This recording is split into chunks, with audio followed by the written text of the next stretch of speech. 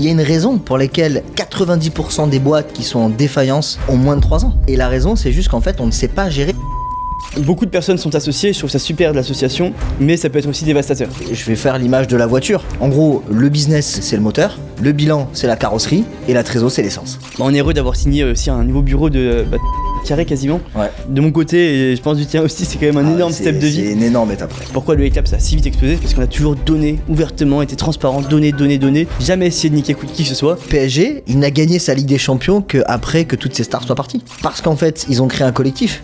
Une boîte, c'est exactement pareil. Et le problème des e-commerçants justement, c'est qu'il y a très peu de comptables qui connaissent vraiment le monde du e-commerce. J'ai vu plein d'histoires passer de mecs qui se font prendre des contrôles fiscaux à cause de leurs comptables qui ont fait n'importe quoi et qui se retrouvent à payer des centaines de milliers d'euros. Tout ça parce que le comptable n'a pas compris la logique de Shopify, le comptable n'a pas compris comment ça fonctionnait. Mais dans les formations, les slides qui nous mettaient pour nous préparer à aller dans les entreprises en difficulté, la première ligne, c'était la première cause de difficulté, c'était la... Mesdames et messieurs, bonjour et bienvenue dans cette nouvelle vidéo. Aujourd'hui, podcast, comme j'ai peu l'habitude d'en faire sur cette chaîne. Podcast avec un invité d'exception, un nouveau partenaire qui arrive dans cette magnifique aventure que vous pouvez suivre depuis plusieurs années presque maintenant. Donc je suis extrêmement heureux d'accueillir Jean-Vincent aujourd'hui dans cette chaîne. Première fois que vous allez le rencontrer un peu officiellement, vous l'avez déjà vu potentiellement dans certaines vidéos de la chaîne YouTube, nos beaux vlogs. D'ailleurs, n'hésitez pas à nous dire en commentaire ce que vous en pensez. Mais voilà, aujourd'hui on est avec un profil très particulier qui n'est pas du tout de base dans le monde du e-commerce, dans un monde plus corporate, qui est loin de nous, jeunes e-commerçants, dropshippers, très loin de ce monde-là, un peu désordonné, on va dire. Et donc voilà, c'était super intéressant pour moi de ramener cette magnifique personne sur ce podcast aujourd'hui pour vous le présenter et qu'il puisse vous expliquer un peu sa vision à lui, comment il fonctionne, comment il opère et justement comment vous, derrière l'écran, ça peut vous aider à évoluer dans votre business, à évoluer dans votre e-commerce, peu importe votre taille. Parce qu'en fait, la structuration, ça reste de l'organisation et l'organisation, c'est bon dans absolument tous les chemins de votre parcours. Donc voilà. Hello JV, n'hésite pas à te présenter et let's go. Je me présente, donc Jean-Vincent, 38 ans, je suis marié, j'ai un petit garçon de 2 ans et demi qui est ma plus grande fierté et je suis fraîchement associé à Alex dans cette aventure incroyable et folle. On est associé dans le groupe Brand System qui, je suis sûr Alex expliquera sa vision, mais qui est une aventure incroyable et je commencerai par dire que je suis chanceux et reconnaissant d'avoir une nouvelle vie. En fait, c'est une deuxième vie et c'est un peu une deuxième jeunesse. Ça arrive à peu de gens dans la vie, donc vraiment, j'ai beaucoup de gratitude et je suis très reconnaissant qu'Alex me laisse avoir l'opportunité de démarrer une nouvelle vie avec tout ce que je sais. Donc c'est assez cool.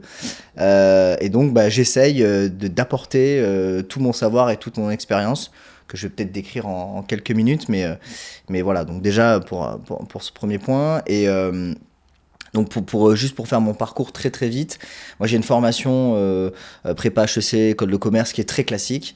J'ai ensuite évolué dans la finance d'entreprise. J'ai commencé par un cabinet qui était petit à l'époque, mais maintenant qui était un énorme cabinet qui s'appelait Wingate. J'ai fait ça pendant 1 an. J'ai ensuite fait mes classes chez A2 Advisory, qui est aujourd'hui un des plus grands cabinets d'Europe en restructuration et en transaction services, où j'étais spécialisé dans les boîtes en difficulté. Donc j'avais tout de suite, dès le début de ma carrière, j'ai mis en fait le doigt sur ce qui était bien de faire et de ne pas faire dans les sociétés. Et souvent, on a une mauvaise image de ce que c'est la restructuration, où on croit qu'en fait, on rentre dans les boîtes et on vire les gens. Et alors qu'en fait, c'est pas vrai. L'essentiel du travail, c'est pas que ça. C'est pas que ça. Non. En fait, c'est surtout d'apprendre à discuter avec les banques pour rétaler la dette. En fait, ce qui se passe, c'est que les boîtes s'endettent très vite dans la croissance, puisqu'ils savent pas bien gérer le cash et la dette. Et finalement, ils se retrouvent avec un mur de dettes qu'ils peuvent plus payer, et ils font appel à des spécialistes pour venir en fait négocier et en fait réétaler le plan et en fait redonner de l'oxygène aux sociétés. C'est ça l'essentiel de la restructuration. Donc j'ai fait ça pendant quelques années, j'ai adoré ce métier parce que ça m'a permis de découvrir la France et j'ai beaucoup bougé. Et ensuite j'ai été directeur financier de 2 boîtes, une qui s'est plantée au bout d'1 an et demi. Mais du coup ça m'a permis en fait d'apprendre à vivre de l'autre côté ce que c'était la défaite, et c'était terrible de vivre ça, mais j'ai énormément appris. Et ensuite j'ai été directeur financier de Jimmy Fairly, qui est une marque incroyable au niveau européen. Et là, pour le coup, j'ai vraiment été parmi les tout premiers employés. Donc, j'ai vraiment structuré la boîte de A à Z avec 2 fondateurs qui avaient 2 zones de génie particuliers, mais qui n'avaient pas mon périmètre. Donc, ça m'a permis d'avoir un espace d'expression qui était très grand. Et à la suite de ça, j'ai eu l'opportunité d'être directeur général du groupe Bagatelle, qui est un peu la fin du truc, c'est-à-dire en fait j'ai fait mes classes en formation finance pure, ensuite j'ai été directeur financier et au fini directeur général d'un groupe Bagatelle, qui est un groupe de restaurants luxe festifs. Voilà, donc je peux pas donner toutes les informations financières évidemment, mais qui était dans une phase de restructuration importante. Et là, c'était vraiment la dimension internationale. Donc, c'était groupe américain avec des filiales partout dans le monde, une 50aine de sociétés. C'est une complexité à toute épreuve, mais qui m'a permis de gagner en expérience. Et j'ai été donc CEO d'un groupe à 31, 32 ans, ce qui est assez rare. Et donc, ça m'a permis d'engranger un max d'expérience. Et à la suite de ça, j'ai voulu me lancer dans l'entrepreneuriat. J'ai lancé pas mal de choses. Une de mes plus belles réussites, c'est le groupe de restaurants dans le sud de la France qui s'appelle Honoré, qui est vraiment mon projet de cœur et je suis associé avec le parrain de mon fils qui est chef, qui a un talent exceptionnel et qui me permet d'avoir toujours ce pied dans le monde de la restauration, qui est un monde que j'adore particulièrement. Mais à un moment donné, il a fallu faire du conseil, il a fallu travailler pour remplir le frigo, tout simplement. Et c'est là où je suis tombé sur Alex, qui était en train de monter une énorme machine, et ça a commencé par faire du conseil pour une de ses marques e-commerce. Et au bout d'une semaine, il m'a convoqué dans son bureau. Alors, se faire convoquer par quelqu'un qui a 22 ans, c'est très spécial, mais c'était une convocation plutôt heureuse, parce que il m'a dit, écoute, je sais pas qui t'es, je sais pas ce que tu veux faire dans la vie, mais tu pars nulle part, tu vas m'aider à structurer mon groupe. Il m'a dit, voilà, j'ai eu beaucoup d'associés dans ma vie que j'ai beaucoup aimé, mais j'ai jamais rencontré quelqu'un comme toi. Donc il est hors de question que tu sortes de cette pièce, tu me donnes ta réponse tout de suite, et tu me dis ton salaire, et on va monter un énorme truc, et on sera basé soit en Chine, soit à Dubaï. Donc on a beaucoup hésité, et on a mis sur Dubaï parce que un des points, c'était de pouvoir attirer les talents dans la construction de ce groupe, et me voilà. Bah, je crois que c'est une présentation complète. C'est exactement ça ce qui s'est passé. Enfin, j'y vais du coup, gros profil qui a eu plein de vies différentes, qui était super intéressant. Et moi, rares ont été les personnes, j'en ai connu peut-être 5 dans ma vie maximum, où quand ils me parlaient, j'étais en mode waouh, c'est quoi ce bordel, qu'est-ce que j'apprends, Et en fait, c'est vraiment ce truc où tu es admiratif, attentif à ce que la personne va dire, attentif à ce qu'il va t'expliquer, parce que en fait, tu comprends rien à ce domaine-là. La frustration que j'ai toujours eue dans mon business, dans le e-commerce, c'est qu'en fait, je ne comprendrai jamais, et je ne serai jamais dans le corporatif, je ne comprendrai jamais ce que les autres vivent, en quelque sorte, parce que je me disais, moi, vas-y, ma vie, maintenant, ça sera un peu le désordre, ça sera comme ça sera les opportunités que je vais choper. Et en fait, parler à une personne comme toi, qui était extrêmement dans vraiment tout ce que je ne connais pas, et c'était super intéressant, parce que je comprenais un tas de choses que j'ai toujours voulu savoir, et en quelque sorte mettre en place, parce que j'ai toujours voulu j'avais toujours eu de grosses ambitions. J'étais toujours persuadé que je savais le faire, mais j'avais pas le chemin. Et en fait, le fait de parler à toi, un profil comme le tien, en fait, ça m'a montré la voie, qui était du coup plus une voie structurée, organisée, où il fallait être quand même... je pense que pour atteindre de gros objectifs, on peut pas être dans tous les sens, à moins si tu as de la chance sur une startup IA qui explose en 2 secondes. Mais si on veut vraiment créer un gros groupe, on a besoin de ce genre de profil comme le tien, et c'est là où j'étais super impressionné par toi. Et voilà, quoi. En fait, c'est-à-dire que la petite différence, j'ai beaucoup de confrères, j'ai beaucoup de collègues. Je pense que ce qui me différencie, c'est que je raconte bien les histoires. Et donc, je sais expliquer pourquoi ça a un intérêt d'entrer dans un monde un peu plus structuré. C'est un peu comme un prof de compta. Quand tu as un mauvais prof, t'as un mauvais prof de compta au lycée ou au collège ou après, ça te dégoûte de la matière, parce qu'en fait tu te dis je comprends rien, ça me sert à rien, etc. Si moi je te donne un cours de compta, tu vas kiffer la compta. Et en fait c'est un peu ça qui me rend triste, c'est qu'en fait il y a énormément de choses positives à tirer de ces choses-là, c'est juste qu'on ne sait pas t'expliquer pourquoi. Donc c'est une discussion qu'on avait hier d'ailleurs dans le bureau, où en fait on se disait à quel point tu as besoin de comprendre ce que je fais, et à quel point tu as besoin de comprendre mon business. C'est parce qu'en fait je pense que au plus tu comprends le business, au plus tu arrives à le mettre au service du business, et en fait au lieu d'en faire un truc chiant, t'en fais un truc incroyable. Et je pense qu'en fait, si les gens, tous les e-commerçants et voire même tous les gens qui font du business comprennent ça très vite et comprennent que c'est dans leur intérêt, en fait, ça va les soulager sur énormément de choses parce que on en reparlera, j'imagine, mais c'est de l'anticipation, c'est de la planification, c'est de l'organisation, c'est des choses comme ça qui peuvent paraître chiantes, mais en fait, qui te soulagent ta vie et qui te permettent d'être terriblement efficace. Ah, carrément. Et je suis totalement d'accord avec ça parce que tout notre parcours dans l'e-commerce avec Romain, mes associés, tout le monde, on était toujours nous très du jour au lendemain. En fait, c'était normal de préparer 3 jours avant l'offre qui va arriver pour genre l'offre, je sais rien, fête des pères, on va la préparer une semaine avant, c'est normal. Limite on est en avance, etc. Et en fait, on continuait comme ça, on aurait continué comme ça, mais en fait, il y a pas vraiment, il y avait toujours beaucoup de stress, beaucoup de pas forcément les meilleurs choix parce qu'en fait t'as pas le temps de remettre en question tes choix, etc. Et là justement l'objectif c'est depuis que t'es rentré dans l'aventure, c'est se créer toute cette roadmap qui nous permet, comme tu dis, de nous organiser, de nous structurer et vraiment en fait pouvoir se dire dans 6 mois il y a ce truc là qui arrive, on sait que la prod on va la lancer là, tac tac tac, on sait que l'offre, j'ai ce temps là pour bien la travailler, pour bien la penser et pour qu'on soit sûr que ce soit la meilleure offre possible pour la fête des pères par exemple. Et c'est là où ouais, c'est super important en fait, de tout ce milieu. En fait, si tu veux, si je sais pas si tu te rappelles, le tout départ, la première question que je vous ai posée, c'est vous voulez être qui ? Et on a commencé par cette question parce que si tu m'avais dit, moi je veux monter un groupe qui est fait 10 millions, bon, je t'aurais dit déjà, bon, t'as pas besoin de moi parce que tu vas y arriver tout seul, et t'es en train d'y arriver de toute façon, donc ouais, ça marche. Ce 10 millions, ça les fait déjà. Voilà, donc c'est déjà fait. Mais c'était plutôt de se dire, ok, tu veux faire 1 milliard, ok. Et en fait, je pense qu'il y a beaucoup de gens, si tu leur avais dit ça, ils auraient rigolé. En fait, moi, j'ai pas du tout rigolé. Je me suis dit, ok, et en fait, j'ai vu très vite qu'il y avait la possibilité de le faire. Et je me suis dit, ok, il sait pas comment y arriver, mais il va y arriver. C'est juste qu'en fait, on va transformer le rêve en objectif. Et la différence entre un rêve et un objectif, c'est qu'il y a des étapes. Une fois que tu as écrit ces étapes, en fait, je sais pas si tu te rappelles, mais en gros, on a fait un énorme tableau contre le mur. On est parti d'1 milliard et on a rebroussé chemin jusqu'au jour actuel. Et en fait, on a vu qu'il fallait adapter plein de lignes et qu'en fait, il y a plein de trucs à avoir. Comment on organise les hommes, les services, la finance, tous ces trucs-là. Les bureaux. Voilà. Et en fait, on s'est dit, déjà, la première chose à faire, c'est une fois qu'on s'est mis d'accord sur l'objectif, c'est on a conscience que plus tu vas être grand dans ta société, plus une petite erreur peut te faire très mal. Je donne un exemple, tu vois, pour ceux qui font du e-commerce et qui produisent, je sais pas, en Chine par exemple, tu sais que tu as le nouvel an chinois. C'est un truc, il faut l'anticiper. Si tu ne raisonnes que du jour au lendemain, à un moment donné, quand pendant 1 mois il n'y a plus personne qui travaille, là t'es dans une situation où tu n'as plus de stock, tu n'as plus rien, etc. C'est un petit exemple très concret, mais on pourrait l'appliquer à absolument toute l'entreprise. Et donc, c'est pour ça que ce que j'avais dit dès le départ, c'était pour réussir ce truc, il va falloir rentrer dans une nouvelle culture.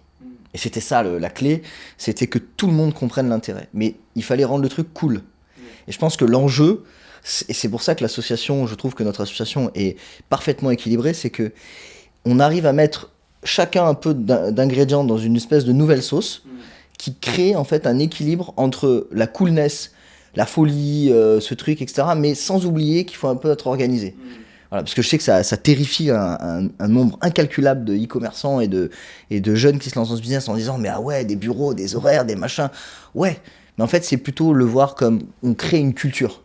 Et cette culture c'est très difficile quand tout le monde est en remote un peu partout dans le monde, ce qui était le cas de la marque que tu gérais au départ. Et je pense que la notion de bureau, elle vient créer une équipe. C'est juste que si tu deviens en gros France Télécom, j'ai rien contre France Télécom, mais si tu deviens une vieille entreprise, c'est sûr que ça va pas faire rêver les gens. Donc voilà, il a fallu créer ce truc culturel dès le départ et on a signé ce pacte mental, moral. On s'est dit, on veut le faire et c'est comme ça qu'on a démarré. Magnifique.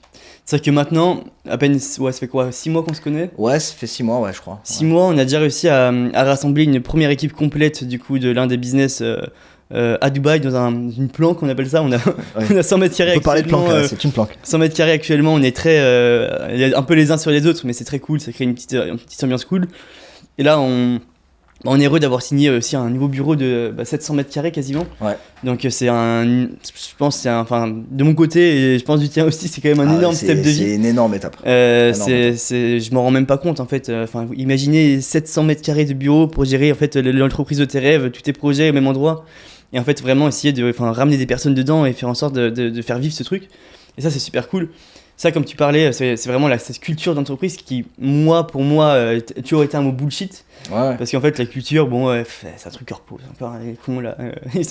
Mais alors qu'en fait, non, la culture d'entreprise, c'est ce qui fait que les gens sont déter de venir bosser parce qu'en fait, ils comprennent la vision, ils comprennent ce que tu transpires, ce que tu veux dégager.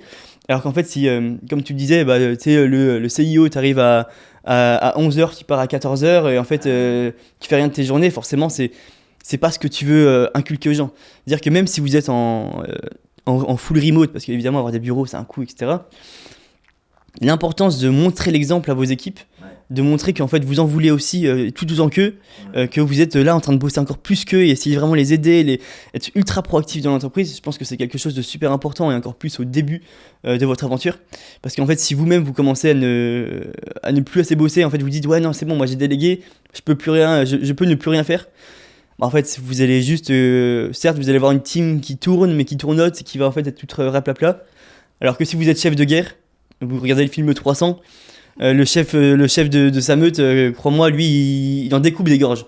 Je sais pas ou tu regardes Gladiator, Maximus, voilà, Gladiator. Dès la première scène, il est au milieu. Hein. Là, c'est ça. Donc soyez plus ce mec-là qui clairement en veut et qui montre aux gens qu'il en veut.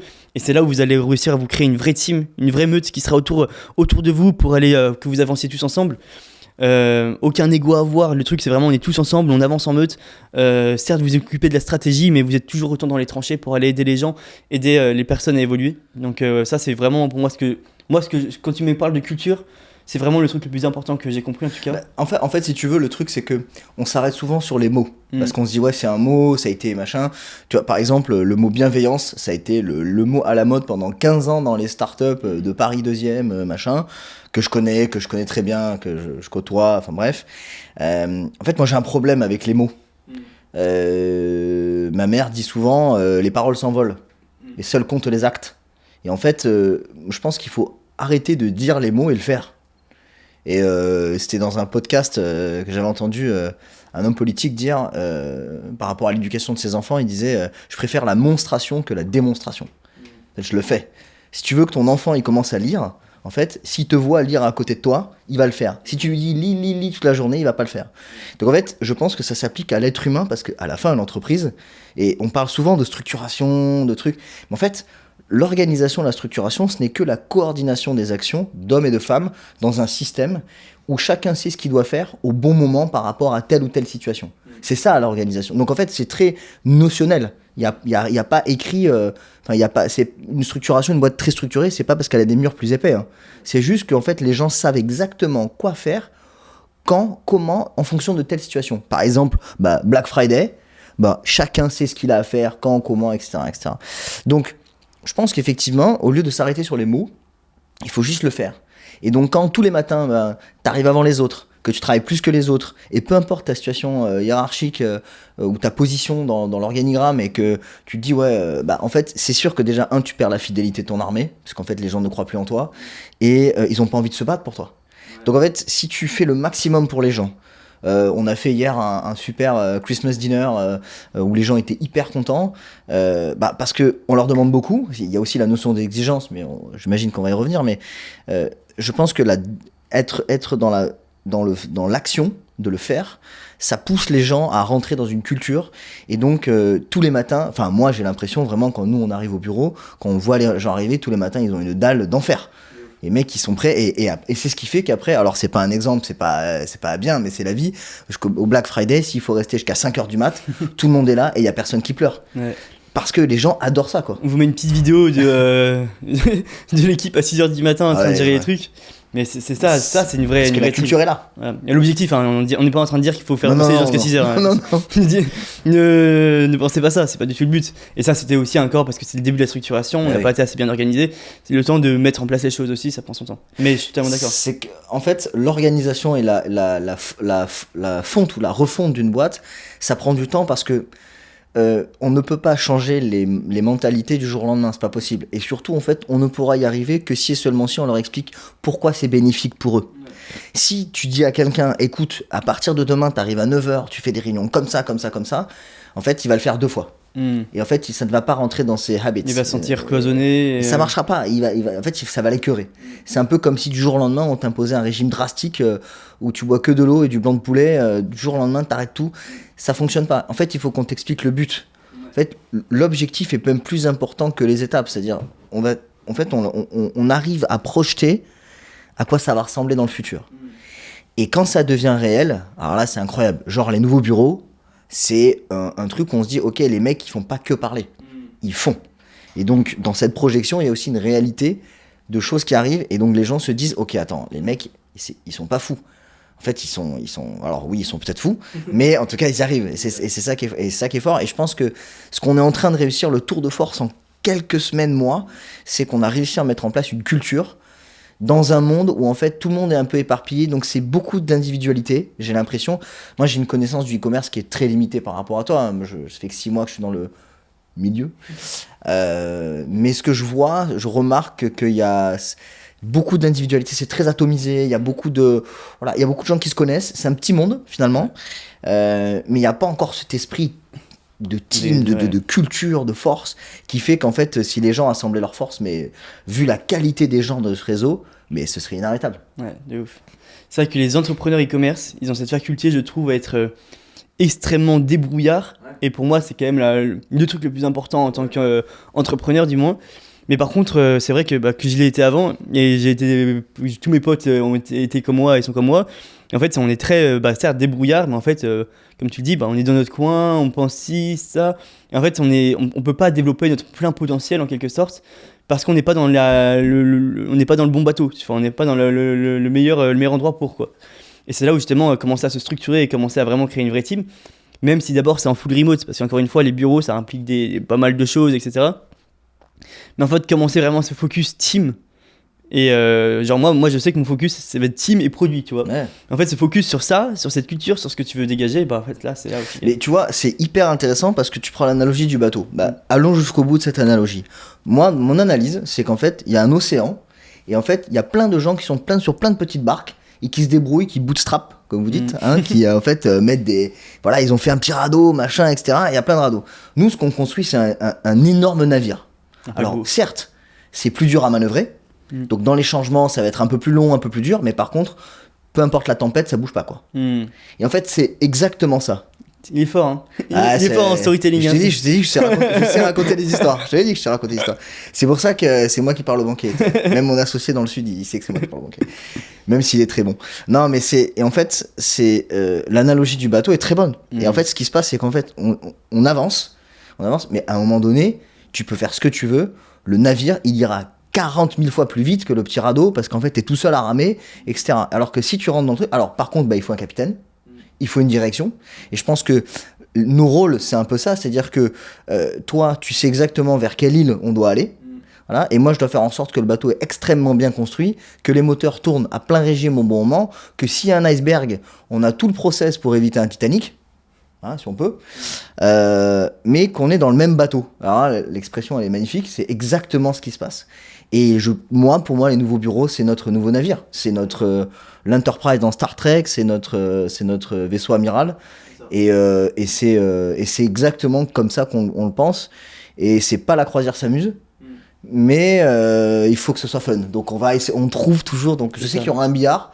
Mais il y aura des bureaux avec des décisions difficiles, donc c'est bien. Et ça, on essaie vraiment de, comme tu dis, le bateau, tout le temps essayer de faire le level up, essayer de trouver des petits trucs pour l'améliorer, pour qu'il soit un peu plus rapide, un peu plus précis, un peu plus truc. Et en fait, vraiment essayer de constamment progresser avec celui-ci, l'améliorer, passer les niveaux, passer les étapes. Et voilà quoi. Justement, tu parlais un peu des rôles. Ouais. Je pense que c'est important que les gens un peu sachent quel est nos rôles maintenant. Moi, j'ai d'abord vous expliquer un peu le contexte dans lequel j'ai toujours évolué et en fait ce qui me frustrait moi en tant qu'entrepreneur avant de rencontrer JV et ce que JV a réussi à me libérer en quelque sorte. En fait, moi, je suis un profil extrêmement pensif, extrêmement dans la stratégie, dans l'analyse de marché, dans vraiment la compréhension d'un produit, d'un client. C'est pour ça que dans le Hate Lab, on parle énormément d'analyse de marché, d'analyse comportementale. J'adore tout ce qui pourrait être neurosciences, etc. C'est des sujets qui me matrixent un peu. Et en fait, moi, j'ai ce truc de, ok, je veux réfléchir, j'ai besoin de cette solitude, j'ai besoin de ce truc pour penser. Sauf qu'en fait, forcément, les équipes commencent à grandir. Si vous me suivez, vous savez que j'ai depuis 1 an et demi une entreprise en Chine où il y a quand même de plus en plus de personnes, on est plus de 40 personnes.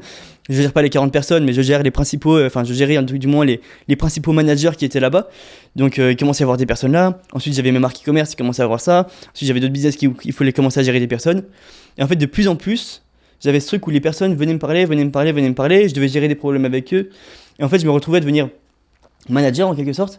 Je me retrouvais à devenir manager et je ne pouvais plus penser et créer. C'est-à-dire que moi, les meilleures idées que j'ai, c'est quand en fait, je suis juste en train de réfléchir, en train d'analyser un business, un truc, je regarde un concurrent. En fait, je me faisais, du coup, je ne pouvais plus faire ce métier-là, qui pour moi, ce qui m'a permis de créer mes sociétés actuellement et qui m'a permis de générer pas mal d'argent sur cette première étape de ma vie. Mais du coup, je me sentais frustré et limité parce que je devenais manager, dirigeant, et en fait, je devais vraiment diriger les équipes, diriger les trucs. Et moi, c'est un truc concrètement que je n'aime pas faire. Et je n'ai pas envie d'être dirigeant, je n'ai pas envie d'être CIO. C'est pas du tout quelque chose moi qui m'intéresse parce que ça implique du management, ça implique de régler des problèmes, les problèmes personnels des gens, ça implique de s'assurer que tout soit bien fait, d'avoir des discussions difficiles. Moi, vous pouvez le comprendre, je suis un mec gentil. J'aime pas les conversations difficiles. Je pense que vous avez remarqué dans ma manière. Ça veut pas dire que je suis un mec méchant. Non, mais il voilà, faut par contre, j'aime quand les choses sont très bien faites et ça me frustre beaucoup mentalement quand c'est mal fait. Mais du coup, ça a pu se faire ressentir moi en interne dans ma manière de penser après. Enfin bref. Et du coup, j'avais besoin, sans penser que j'en avais besoin encore au début, parce que quand on s'est rencontrés, j'y vais, je me dis mais qu'est-ce qui va m'apporter Mais du coup, je savais que j'avais besoin de ce côté structuration et une personne en fait qui pourrait piloter tout ce que je n'aime pas faire. Donc toutes ces personnes-là, s'assurer qu'en fait les business ils arrivent à tourner et qu'ils sont parfaitement gérés, parce qu'en fait, je peux avoir confiance en cette personne et elle saura dire les choses aux gens qu'il le faut, et elle saura bien dire les choses, être un peu dur s'il le faut, être un peu vraiment faire en sorte que, comme tu dis, le bateau il garde la bonne direction, peu importe ce qui se passe. Et moi, comme ça, j'aurais pu me focaliser sur exactement la direction, pourquoi on passe par là, pourquoi on fait ci, pourquoi on fait ça. Et voilà. Donc, j'avais ce truc en tête qui commençait à me frustrer. Et c'est là où, du coup, j'ai rencontré JV. Du coup, au début, c'était en tant que CFO qu'on s'était rencontrés pour structurer la partie financière. Ouais, tout à fait. Et c'est là où, en fait, t'as jamais été que CFO, mais tu m'as appris beaucoup par rapport à ça. Et c'est là où JV, en fait, était le profil parfait. Il pourrait diriger les équipes, il pourrait diriger les teams, il pourrait diriger, s'assurer que ce soit parfaitement précis. Et c'est là où la collab est incroyable. Parce qu'en fait, toi, c'est ta zone de génie, c'est ce que tu adores faire. Ouais. Et moi, c'est ce que je déteste faire. Incluant tout ce qui est finance, tout ce qui est juridique, tout ce qui est gestion, tu es vraiment exceptionnellement bon dans ça, et ce qui retrace aussi tout le parcours de ta vie. Et moi, comme ça, je peux me focus uniquement sur ce que j'adore faire, qui est la stratégie, qui est l'analyse, qui est le lancement de nouveaux projets, qui est trouver les nouvelles opportunités. Et c'est là où on s'est bien trouvé. Mais en fait, si tu veux, ça arrive à un moment de ma vie où j'ai compris quelque chose. Il m'a fallu, je pense, 15 ans pour comprendre ça. Il m'a fallu presque 20 ans pour comprendre ça. C'est que j'avais cette notion du travail qui était très... le labeur. Tu vois, vraiment le graft. Tu sais, les Anglais, ils disent grafter. En fait, c'est un mec qui bosse, tu vois, sur l'ordinateur, etc. Et je viens du monde du conseil. Et dans le monde du conseil, en fait, on vend ton heure de travail. Donc, en fait, ton heure effective. Donc, je pense que j'ai été matrixé par une éducation où le travail, en fait, déjà, dans mon éducation, tout était lié à ta réussite scolaire. C'est-à-dire qu'en fait, si tu voulais regarder la télé, si tu voulais aller au McDo, si tu voulais faire des trucs, il fallait déjà que tu sois bon à l'école. Donc déjà, il y avait ce truc de travail dès le départ. Ça, c'est le premier truc. Et ensuite, j'ai évolué et j'ai eu énormément de mal, notamment dans les startups que j'ai pu citer, où j'avais du mal à comprendre ton profil. C'est-à-dire qu'en fait, un mec qui arrivait, qui pensait comme ça, qui s'isolait, qui avait des discussions, voilà. Et je valorisais pas ce truc-là. Je dis, mais pourquoi il ne travaille pas ? Et en fait, peut-être que le mec il travaille pas, il work hard la journée, il fait pas ce truc-là, Mais en fait, il va peut-être avoir une idée dans la semaine qui va changer la trajectoire de ton business et qui va faire que tu vas faire x10. Mais pour comprendre Juste ça... attention, hein, je travaille beaucoup. On va voir ça, là, je donne des exemples du passé. Je donne des exemples du passé parce qu'en plus... Seulement, est-ce que je me tape dans la gueule là, en termes de travail, c'est vrai que dit comme ça, c'est vrai qu'en ce moment, c'est pas vrai. Donc, non, mais et je pense que c'est aussi pour ça que ça fonctionne, notre association, c'est que elle fonctionne pour deux raisons. C'est que la première, c'est que j'ai compris la valeur que ça avait. Voilà, il m'a fallu du temps pour le comprendre. Mais surtout, tu n'es pas que ça. C'est-à-dire que tu as cette folie de vision, de projection, etc. Très jeune, parce que tu as quand même commencé le e-commerce à 14 ans. Et moi, quelqu'un qui a commencé à 14 ans et qui à 21 ans a déjà 7 sociétés, dont une supply chain en Chine, une marque de e-commerce, etc. Je me suis dit, voilà, attends, c'est qui ce mec? Ça, c'est après. Et je me suis vraiment dit, mais qui est ce type? Je me dis, soit c'est un comme ils disent dans le e-commerce, soit c'est un scam international, le mec est un bluffeur total, etc. Bon, j'ai vite vu après. Et tu es un acteur. Ouais, moi je suis bon. Et je suis faux, c'est de l'IA. Et je me suis dit, ok, non, mais en fait, le mec est pas fou. En fait, il sait très très bien où il va. C'est juste qu'il a besoin d'un Sherpa, en fait, pour monter l'Everest, parce qu'en fait, il a besoin de quelqu'un pour l'aider. Et je pense que j'ai aussi compris quelle était ma valeur ajoutée dans le système. C'était justement de sublimer les gens comme toi, c'est-à-dire les gens qui ont un profil de visionnaire, en fait. Mais, et c'est là où j'ai compris que ça allait marcher, c'est que t'es aussi un énorme bosseur. Et ça, je me suis dit, ok, le mec a la vision et énorme bosseur. Moi, je sais que je suis énorme bosseur et j'ai ce côté gestion. C'est sûr que ça va marcher. Et après, je pense que l'enjeu de l'association, parce qu'en fait, finalement, on se connaît que depuis quelques mois, elle est dans le fameux mot que j'ai détesté pendant 15 ans, qui est dans la bienveillance. Et c'est ce que je te disais, je sais pas si tu te rappelles, mais je te disais, la réussite de ce groupe, ce sera la capacité de soigner l'autre. Ouais. Et en fait, je pense que humainement, je pense que techniquement, il n'y aura jamais aucun problème, et en termes d'ambition, travail, vision, confiance, tout est posé sur la table, et ça, je pense qu'il n'y a aucun sujet. Transparence. Aussi, on a une honnêteté brutale entre nous, c'est-à-dire qu'on se dit des choses droit dans la gueule, hein, voilà. Donc parfois, ça choque, mais voilà. Mais ce qui m'a convaincu, c'était ces deux trucs qui avaient énorme travail et vision. Et en fait, je me suis dit, ok, en fait, tu as la possibilité de faire cette nouvelle vie dans ce nouveau système avec un associé, évidemment, et en fait, on en parlait hier, et en fait, évidemment, la clé, c'est le temps, parce que, tu vois, hier, on discutait sur les zones de travail, qui fait quoi, comment, dans telle situation, etc., etc. Et en fait, tu m'as dit un truc qui est très vrai, tu m'as dit, oui, mais j'y vais, en fait, laisse-moi le temps. Laisse-moi le temps, parce que un jour,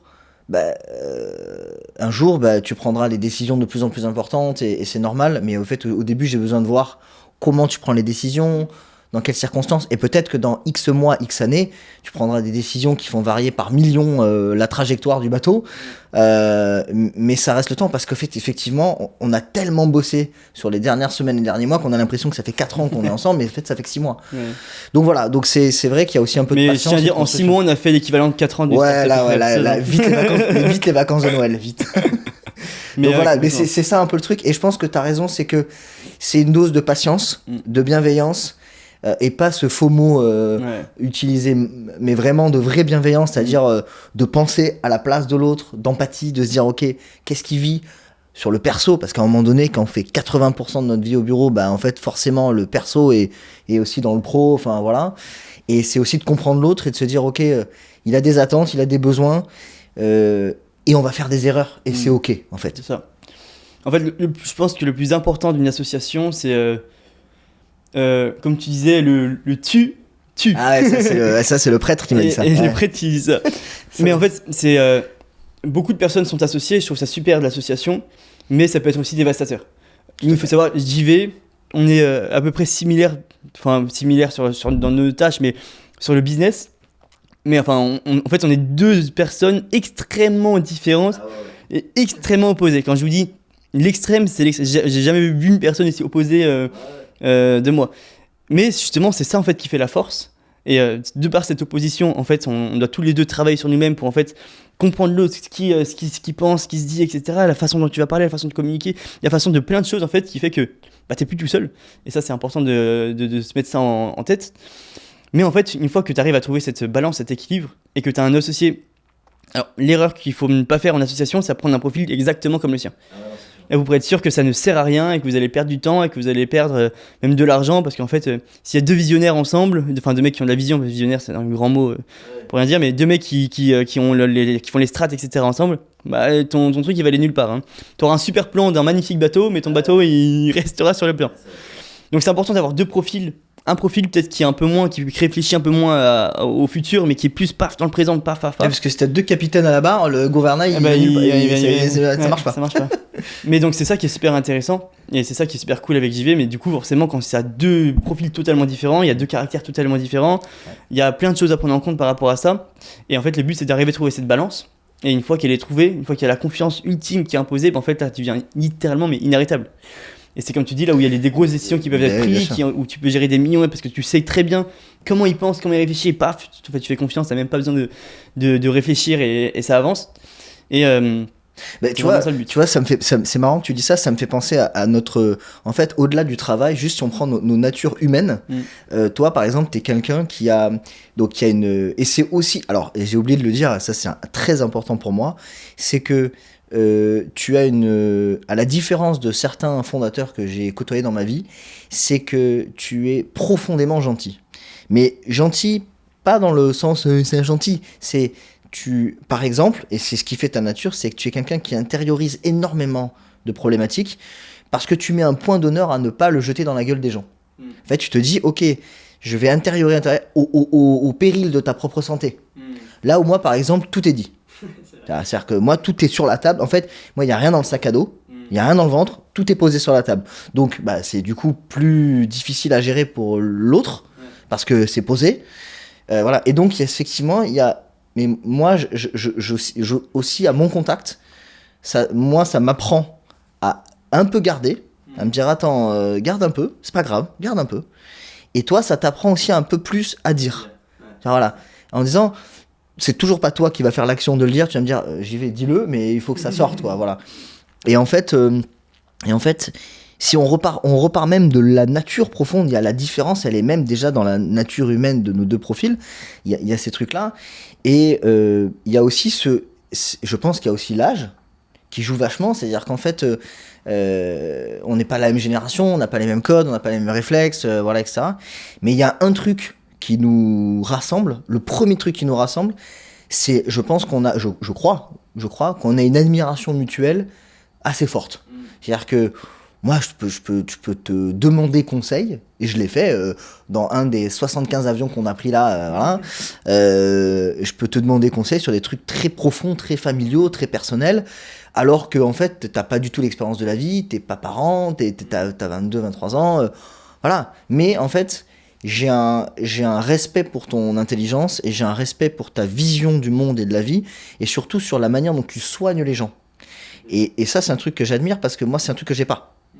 Et donc, ça me permet, de faire attention, de comprendre, de faire attention. Donc, même dans les choses dans les trucs de l'association où je suis pas content de quelque chose, maintenant, j'essaye de faire attention dans la manière de le dire. Voilà. Et c'est un effort mental pour moi.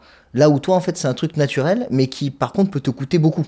Et c'est pour ça que moi, je te dis, mais dis-le, exprime-le. Parce qu'en fait, si à 30 ans, moi, j'ai besoin de mon capitaine. J'ai besoin du visionnaire, sinon, moi, je sais pas vers quelle île on va. Donc, tu vois, j'ai besoin aussi que tu te prennes soin de ta santé. Et la santé mentale, c'est un truc qui est un truc de mode. Mais en fait, je pense vraiment qu'il faut que les gens fassent très attention à cette santé mentale, à cet équilibre. Sport, nutrition, sommeil, voilà. Et c'est très important aussi dans la réussite professionnelle. Carrément. Ce que je disais dans une des dernières vidéos, moi je me suis rendu compte depuis peut-être un an que à partir du moment où j'ai commencé à être multi-boîte et que chaque boîte commençait à être de plus en plus importante, on va dire, qu'en fait si tu ne prends pas soin de toi-même, tu pourras jamais prendre soin de tes boîtes, tu pourras jamais prendre soin même de tes proches, ça peut aller dans le perso. Et en fait, comme tu vas avoir beaucoup de pression, tu vas amené à avoir beaucoup de stress, à subir beaucoup de choses, si tu n'arrives pas à extérioriser déjà en travail, en sport, etc., ça va être compliqué. Mais surtout si tu es dans un véhicule qui est rouillé, qui n'est pas huilé parfaitement, qui roule à une ancienne essence dégueulasse. Ça te rend triste. Ouais, c'est ça. Et en fait, si tu vas pas aller bien vite, tu vas pas aller bien loin. Alors qu'en fait, c'est ce que je disais, c'est pour imaginer le truc. Il faut que les entrepreneurs, même les e-commerçants, qui on veut, on se considère un peu comme des athlètes de haut niveau de l'e-commerce, enfin 100%. de l'entrepreneuriat. 100%. Et qu'en fait, on se mette dans une position où, en fait, ouais, go, on va faire comme ça. On s'est beaucoup moqué des gens qui prenaient, par exemple, qui avaient des routines un peu strictes, qui avaient des trucs un peu chelous. Par exemple, les douches froides. Les douches froides, c'est un peu un fantasme collectif dans le monde de l'entrepreneuriat du e-commerce. Mais moi, ce que je trouve super avec ce genre de choses, c'est qu'en fait, tu commences ta journée, au moment où ton cerveau est le plus flexible, tu commences ta journée par un truc très hardcore. Et en fait, tu te mets dans une position qui fait que tu as envie de tout inclure dans la journée. Ouais, et en fait, c'est plein de petits trucs comme ça, où en fait, tu dis, bah en fait, le mindset, tout ça, là, c'est bullshit. Le seul truc qui compte, c'est travailler, me lever et travailler. Il y en a qui ont cette vision de, ouais, moi, je lève, je prends mon café, je pose direct, après, je me couche. Après... En fait, tu iras pas loin. Tu vas faire ça un mois, tu vas être dépressif, tu vas pas faire d'oseille. Alors que commence à prendre soin de toi. Prends plus de temps pour toi et plus de temps pour vraiment bien bosser. Et là, je t'assure que ta vie va changer. Et quand tu peux te le permettre, arrive à te déconnecter totalement du pro par rapport au perso. C'est-à-dire que moi, maintenant, je vais partir à, je sais pas, entre 19 et 20 heures du bureau. Je vais laisser mon ordinateur au bureau. Et ça, c'est un truc qui m'a changé ma vie. Alors, laisser le truc, et en fait, tu ne peux plus travailler sur ton ordinateur quand tu rentres. Et bah là, moi, ma vie, elle a changé parce que j'avais ce moment pour moi où je déconnectais, où je me regardais ma petite série. En fait, j'avais plus de travail. Et le lendemain, par contre, à 8h, enfin 9h, quand je suis là, paf, on envoie. Et c'est ça qui est important. C'était dans le livre de Schwarzenegger, qui est incroyable. Ouais. J'ai plus le titre, faudra le remettre, mais le livre de Schwarzy, il est fou. Il te dit, en fait, on a 24 heures dans la journée. 24. Donc quand les gens te disent j'ai pas le temps, non, c'est pas vrai. T'as le temps. C'est juste que tu le prends pas. Et en fait, il faut prendre le temps de faire du sport. Tu vois, par exemple, moi, je me lève à 6h. Je vais au sport à 6h parce qu'après, il faut que je passe du temps avec mon petit garçon avant d'aller au travail, etc. Et en fait, c'est des moments comme ça de routine. Moi, ma morning routine, c'est filer le biberon à mon petit. C'est bête, hein, mais je me dis, en fait, je peux partir. Ouais. Et c'est bon, je peux y aller, j'ai fait mon truc et j'ai fait mon sport et machin. Comme ça, après, tu peux enchaîner 10 heures d'affilée, etc. Et chacun, toi, tu as une organisation différente et on respecte ça, il n'y a pas de problème. Mais on a tellement pensé à ça que je pense qu'un des arguments qui a fait qu'on a choisi les bureaux, c'est parce que la salle de sport est exceptionnelle. Oh, putain, et on a vu la salle, on a dit, putain, les gens, ils vont voir la salle qui est en bas là, mais ils vont venir en courant le lundi matin. On s'est dit ça, non ? Non, mais clairement. Et dites-nous en commentaire si ça vous intéresse de voir une sorte de vlog de toute l'évolution de ces travaux, voir la construction, etc. C'est incroyable. Moi, j'ai hâte. Mais quand je vais vous montrer un peu tout ce qui est en train de faire dans les back-ends, parce que c'est frustrant de ne pas tout pouvoir montrer, mais c'est important aussi. Vous allez péter un câble. Enfin, c'est une dinguerie. Ça va changer tout. C'est très très beau. Et oui, c'est pour ça que cette tour est incroyable aussi dans laquelle on va aller. C'est que on a des magnifiques bureaux. Dans le même tour, on a une salle de sport littéralement exceptionnelle avec une piscine, un sauna, des bains froids, une salle. J'ai jamais vu une aussi grosse salle de ma vie. Et en fait, c'est ce tout qui fait que les personnes pourront se sentir bien et qu'en fait, toi aussi, tu pourras te sentir bien. Parce que faut penser à l'équipe, mais pour que ton équipe se porte bien aussi, il faut que toi aussi tu te portes bien. Il faut que tout le monde soit bien. Puis, donc,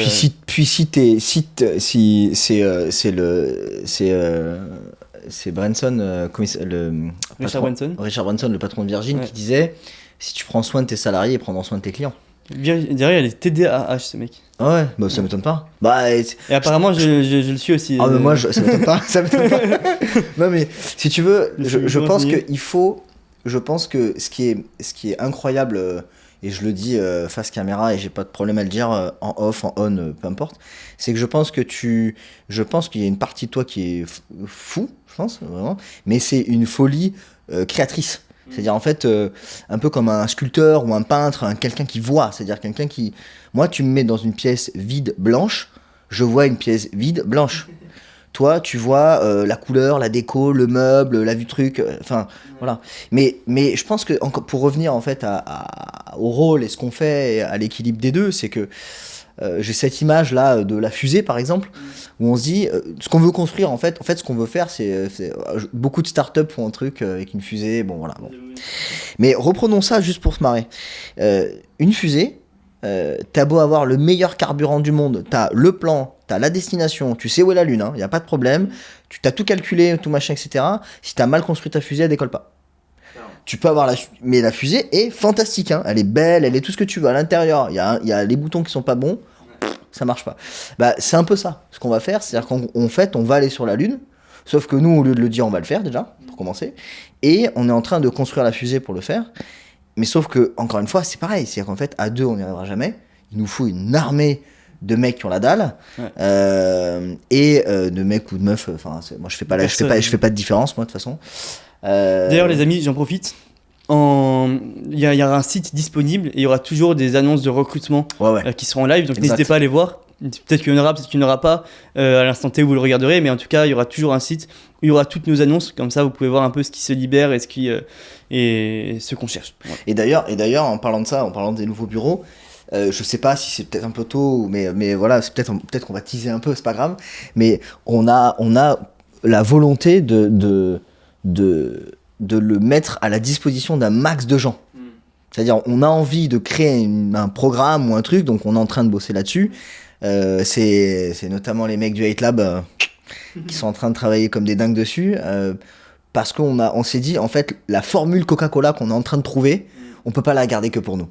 Il faut qu'on la partage à un max de gens parce que c'est notre ADN, c'est aussi, et c'est encore une fois les valeurs humaines qui nous rassemblent, c'est l'ambition, le travail, l'honnêteté, mais c'est aussi la générosité. C'est-à-dire, en fait, on a envie de donner au maximum de gens pour que les gens soient heureux.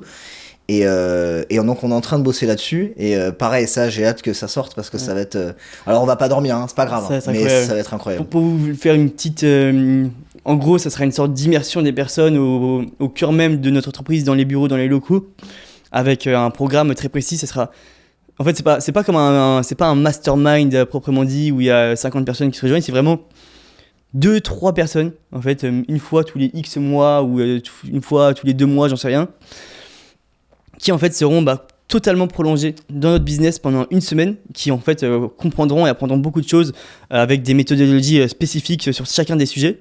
On parlera en amont avec eux pour en fait comprendre quelles sont leurs problématiques actuelles et nous en fait leur montrer en physique, en présentiel, exactement comment on agit par rapport à ça, plus beaucoup de contenu ailleurs on peut pas encore teaser, mais en gros c'est vraiment essayer de partager et propager une vision à très peu de personnes, mais le faire d'une manière extrêmement qualitative, au tel point qu'en fait ça soit littéralement un énorme game changer pour la vie de la personne.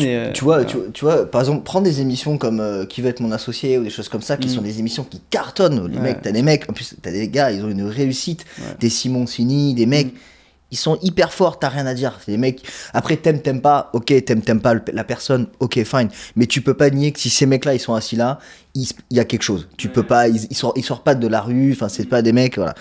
Enfin ils sortent pas de nulle part, je veux dire. Bon.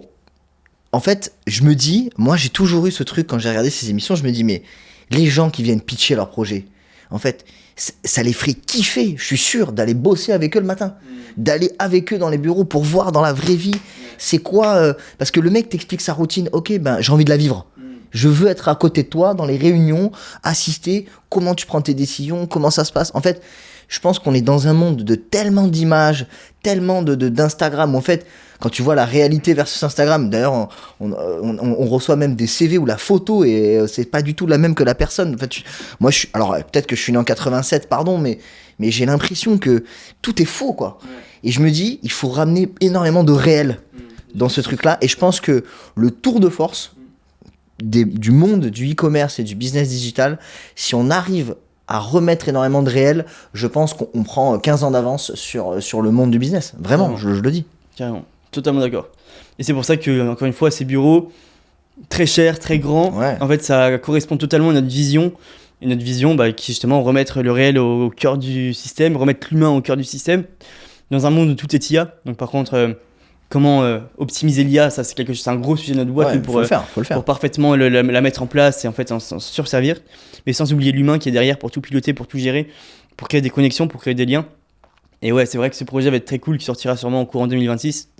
Mais voilà quoi. Je prends juste 10 petites secondes de votre temps les amis pour vous demander une toute petite action.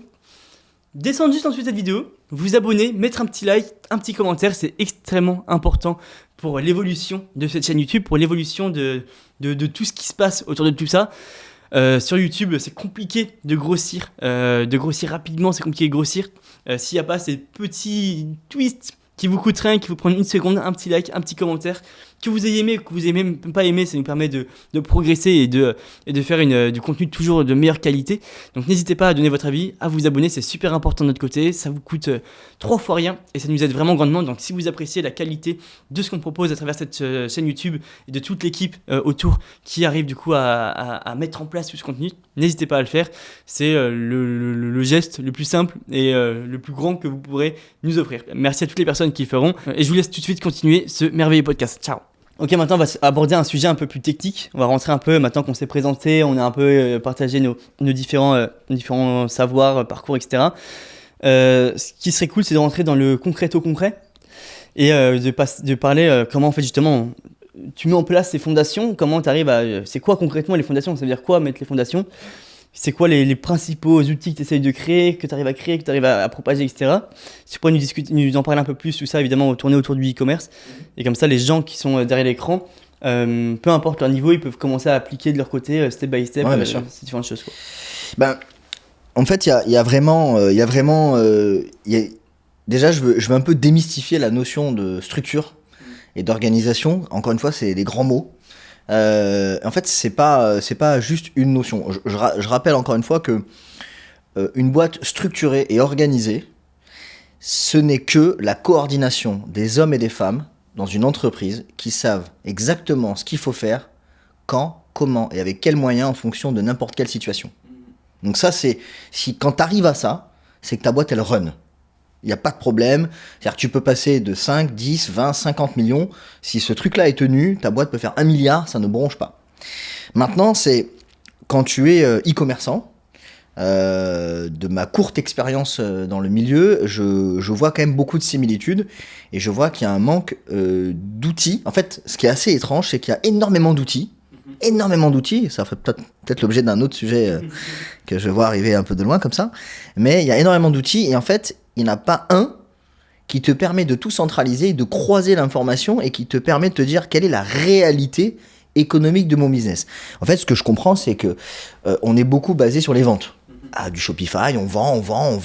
Bon, ok. Mais en fait, il y a beaucoup de situations où comme on ne gère pas ce qu'on appelle le bilan, en fait, c'est celui qui fait l'état des dettes et des créances. Donc si, et on l'a vécu nous-mêmes, en fait, c'est très simple, en fait, à un moment donné, t'encaisses. Si tu suis ton cash que en regardant ton compte conto, là, tu te dis, bah super, j'ai de l'argent. Et en fait, si tu ne sais pas que t'as, je vais te dire un chiffre au hasard, tu dis, je sais pas, j'ai 1,5 million d'euros sur le compte, super. Mais si tu dois exactement cet argent à l'administration française parce que t'as pas payé ta TVA depuis 6 mois, en fait, t'as 0 sur le compte. Voilà. Donc, il y a vraiment cette notion déjà de gestion du cash. Et moi, ce que je conseille, et c'est ce que je fais généralement, le premier truc qu'il faut sécuriser, c'est ça. C'est-à-dire que il faut savoir combien vraiment tu as d'argent à toi. Et donc, un des premiers trucs à faire, c'est tout de suite aller voir son comptable, tout de suite, et d'avoir des états financiers mensuels simples à lire. Voilà. Alors moi, je pourrais peut-être dans une vidéo faire une démonstration. En tout cas, je peux me rendre dispo, il n'y a pas de problème. Mais il y aura une chaîne Brain System, groupe Brain System qui va être créée pour vous parler de sujets plus techniques. On a vraiment cette volonté de... Il va y avoir aussi une chaîne 8Lab qui va être créée pour parler de sujets justement moins techniques, plus débutants. Et cette chaîne Brain System qui va être beaucoup plus technique, qui n'a pas pour but de faire beaucoup, des milliers et des milliers de vues, mais vraiment vous expliquer certains sujets step by step. Ouais. Que JV du coup pourra pas mal vous expliquer parce que c'est plus sa partie justement. On est encore dans la remise en réalité, c'est-à-dire en fait qu'est-ce qui se passe quand tu ouvres l'ordinateur au lieu de dire fais des trucs, prends des outils, etc. Il y a énormément d'entreprises qui sont bardées d'outils, de RP, de trucs, mais il y a rien qui marche. Voilà. Et c'est d'ailleurs ça fait le bonheur des cabinets de conseil. Parce qu'en fait, ils viennent, ils te collent des dizaines et des dizaines de milliers d'euros de conseils pour en fait pallier à tes carences d'outils, alors qu'en fait, avec un Excel et un peu de jugeote, n'importe quel e-commerçant peut déjà très bien se structurer. Donc le premier truc, c'est le cash flow. Comment on fait ? En fait, c'est très simple. On regarde historiquement, quels sont tes flux ? Qu'est-ce que tu payes ? Qu'est-ce qui rentre et qu'est-ce qui sort ? Déjà. Et quand tu fais ça, tu te rends compte qu'en fait, tu as des récurrences. Bah déjà parce que tu as des outils que tu payes mensuellement, donc ça c'est facile. Et puis en fait tu connais, à un moment donné, tu commences à avoir un rythme d'encaissement et tu commences à comprendre comment fonctionne ta boîte. Donc en fait, tu fais une analyse de ton historique de cash. Et tu essayes, dans la mesure du possible, d'essayer un tout petit peu de le projeter. Tu dis, tiens, la semaine prochaine, dans 2 semaines, dans 1 mois, comment ça va se comporter mes encaissements et comment vont se comporter mes décaissements. Et tu fais un tableau simple. Au début, tu fais très simple. Fais in, out. Sans aller dans la technique financière, des trucs, des EBITDA to cash, des variations de BFR, c'est que des mots. Hein. Je peux vous le dire, je les connais tous. C'est que des mots. Donc, et c'est rien, c'est très facile à comprendre. Il faut juste qu'en fait, on prenne le temps de vous l'expliquer et c'est très simple à comprendre. Donc, il faut déjà démystifier tout ça. Une fois que tu as fait ton prévisionnel de cash, ce que tu fais, c'est que tous les lundis, tu exportes tes flux et tu regardes par rapport à ce que tu avais prévu. D'accord ? Et je me rappelle au début, sur la marque de e-commerce, on avait fait un premier cash flow qui nous amenait à une mort certaine à la fin de l'été. Alors là, l'équipe était là, mais attends, mais j'y vais, mais qu'est-ce que tu me racontes ? Alors qu'on avait genre 1,2 million sur le compte. Ouais, donc il y avait plus d'1 million sur le compte et je leur ai dit, il n'y a plus rien à la fin de l'été. Et on était en mai ou en juin. Les mecs, ils étaient fous. On dit, mais attends, mais j'y vais, mais t'as pété les plombs. J'ai dit, non, faites-moi confiance. Bon, ce qui est cool, c'est qu'ils m'ont fait confiance. Je leur ai dit, en fait, ce qu'on va faire, c'est qu'au début, on peut pas savoir. Personne ne peut savoir. Aucun trader ne peut savoir. Aucun mec fait un BP. En fait, tout ce que tu peux faire, et c'est l'art du business plan, c'est en fait, tu mets en cohérence des hypothèses. Voilà. Et donc, tu t'assures que ces hypothèses soient à peu près logiques par rapport à ta situation. Juste pour recontextualiser, il parlait de cash flow. Et en fait, le cash flow doit suivre un business plan. Tout à fait. Donc, tu peux expliquer rapidement ce qu'est un business plan pour les personnes qui... Bien sûr, en fait... quelle est la corrélation entre les deux ? C'est ça, en fait, le cash flow n'est que la traduction cash de ta trésorerie d'un business plan. Un business plan, c'est la projection de tes ventes et de tes charges. Et un business plan, c'est une projection documentaire, c'est-à-dire les factures que je vais envoyer et les factures que je vais recevoir. Tout ça, je les mensualise. Comme ça me fait un chiffre d'affaires, des charges et un profit. Et ensuite, ce profit se transforme en cash en fonction de règles, c'est-à-dire de dettes, etc., etc.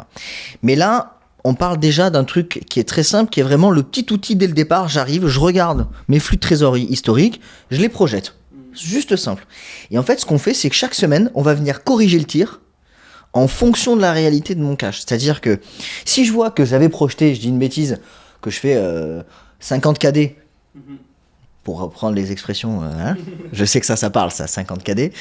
50 KD. Et en fait, je me rends compte que dans la vraie vie, je fais plutôt 70. Et je vais réajuster un petit peu. Puis je vais réajuster le in. Puis après, je vois que mes décaissements, mes sorties de cash, elles sont beaucoup moins importantes que ce que j'avais prévu. Donc au début, il ne faut pas hésiter à être très dur dans les encaissements et les décaissements, c'est-à-dire prévoir peu d'encaissements et beaucoup de décaissements pour vraiment se mettre un peu en situation de stress et donc suivre ce truc. Et en fait, chaque semaine, on réajuste. Et ça, c'est la première étape. Au moins, ça permet de savoir quoi ? Ça permet de se dire, ok, est-ce que je peux engager cette dépense ? Est-ce que dans 2, 3 semaines, 1 mois, je vais pas subir une mauvaise décision ?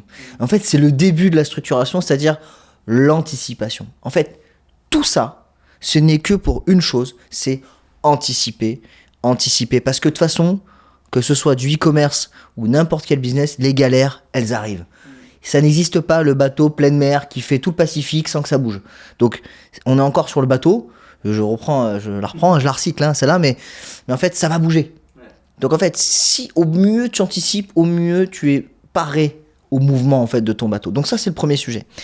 Une fois qu'on a fait ça, il faut essayer de pousser un petit peu plus et d'essayer de projeter le plus loin possible. Alors, pour le e-commerce, c'est très dur parce que on ne sait pas comment vont réagir les ventes, on ne sait pas si on va réussir notre Black Friday, on ne sait pas. Et surtout quand on est dans la première année, on n'a pas de recul, on n'a pas d'historique, on ne sait pas. Après, quand tu as 1 an, 2 ans, 3 ans, là, tu as du N-1, N-2, c'est un peu plus facile et donc tu poses des hypothèses, se dire je vais faire 10-15% en fonction de ma nouvelle DA, mes nouveaux produits, etc., etc. Donc vraiment, le premier outil, c'est le cash flow très simple. Pas besoin un Excel simple, ça suffit. Voilà, ça c'est le premier truc.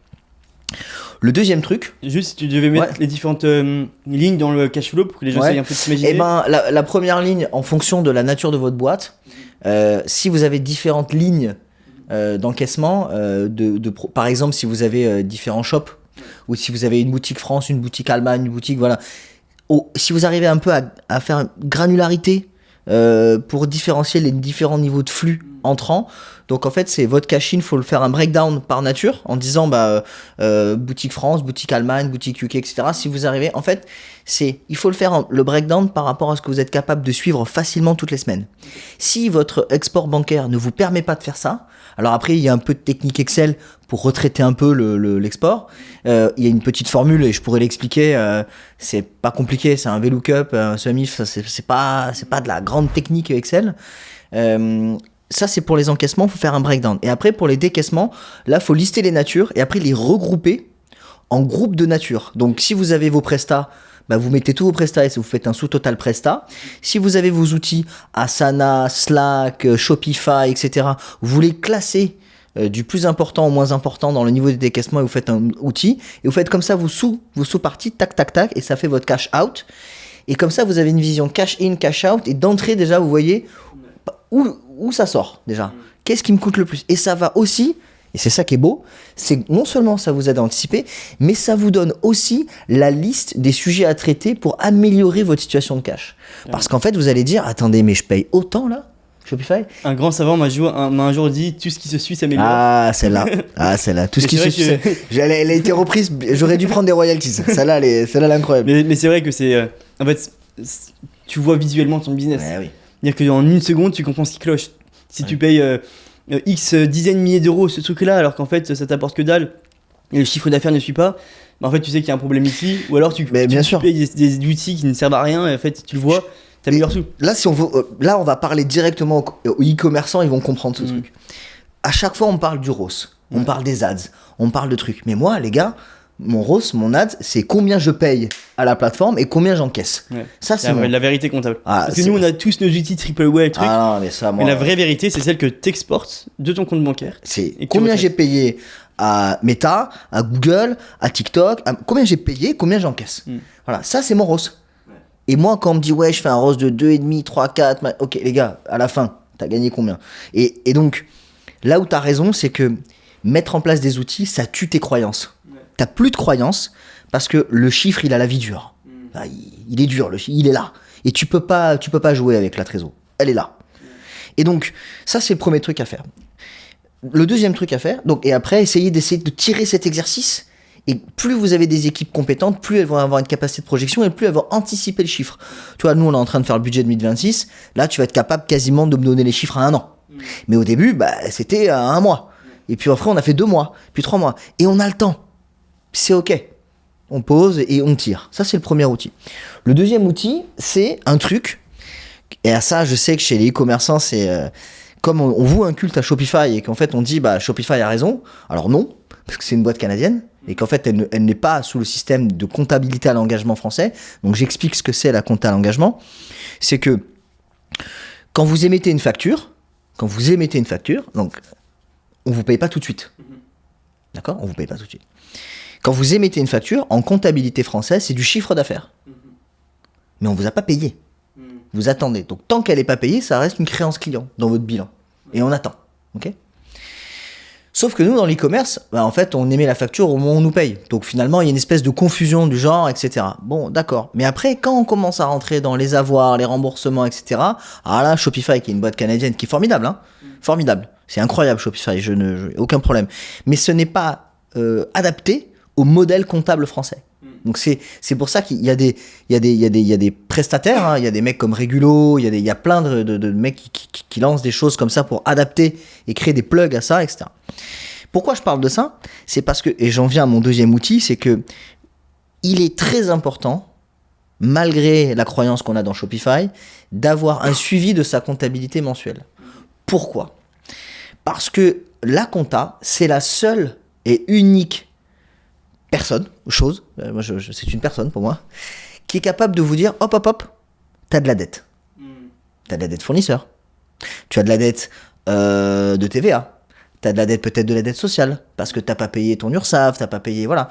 Donc en fait, et ça, quand vous mettez votre cash flow à jour, il faut le savoir. Quand vous êtes un e-commerçant, je vous donne un exemple, vous êtes un e-commerçant et vous vendez en Europe. La TVA, vous la devez aux pays européens.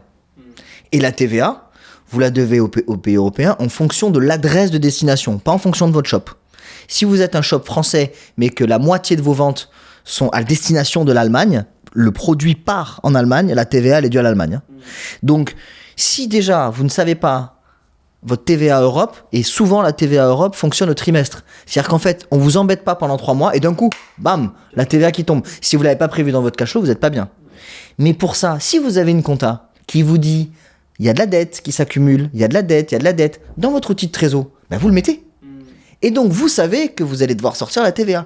Et c'est comme ça que vous enrichissez vos prévisions de cash en fonction de votre compta. Mais pour ça, il faut avoir une compta propre à jour, donc il faut avoir un bon expert comptable qui va vous dire. Un bon expert comptable, c'est pas un mec qui prend Penny Lane et qui fait tourner dans le machin. C'est pas ça. Un bon expert comptable, c'est quelqu'un qui va lever la main, qui va dire attention, les garçons, ou les filles, les gars, là, il y a de la dette, là. Ouais. Et le problème des e-commerçants, justement, c'est les comptables. Il y a très peu de comptables.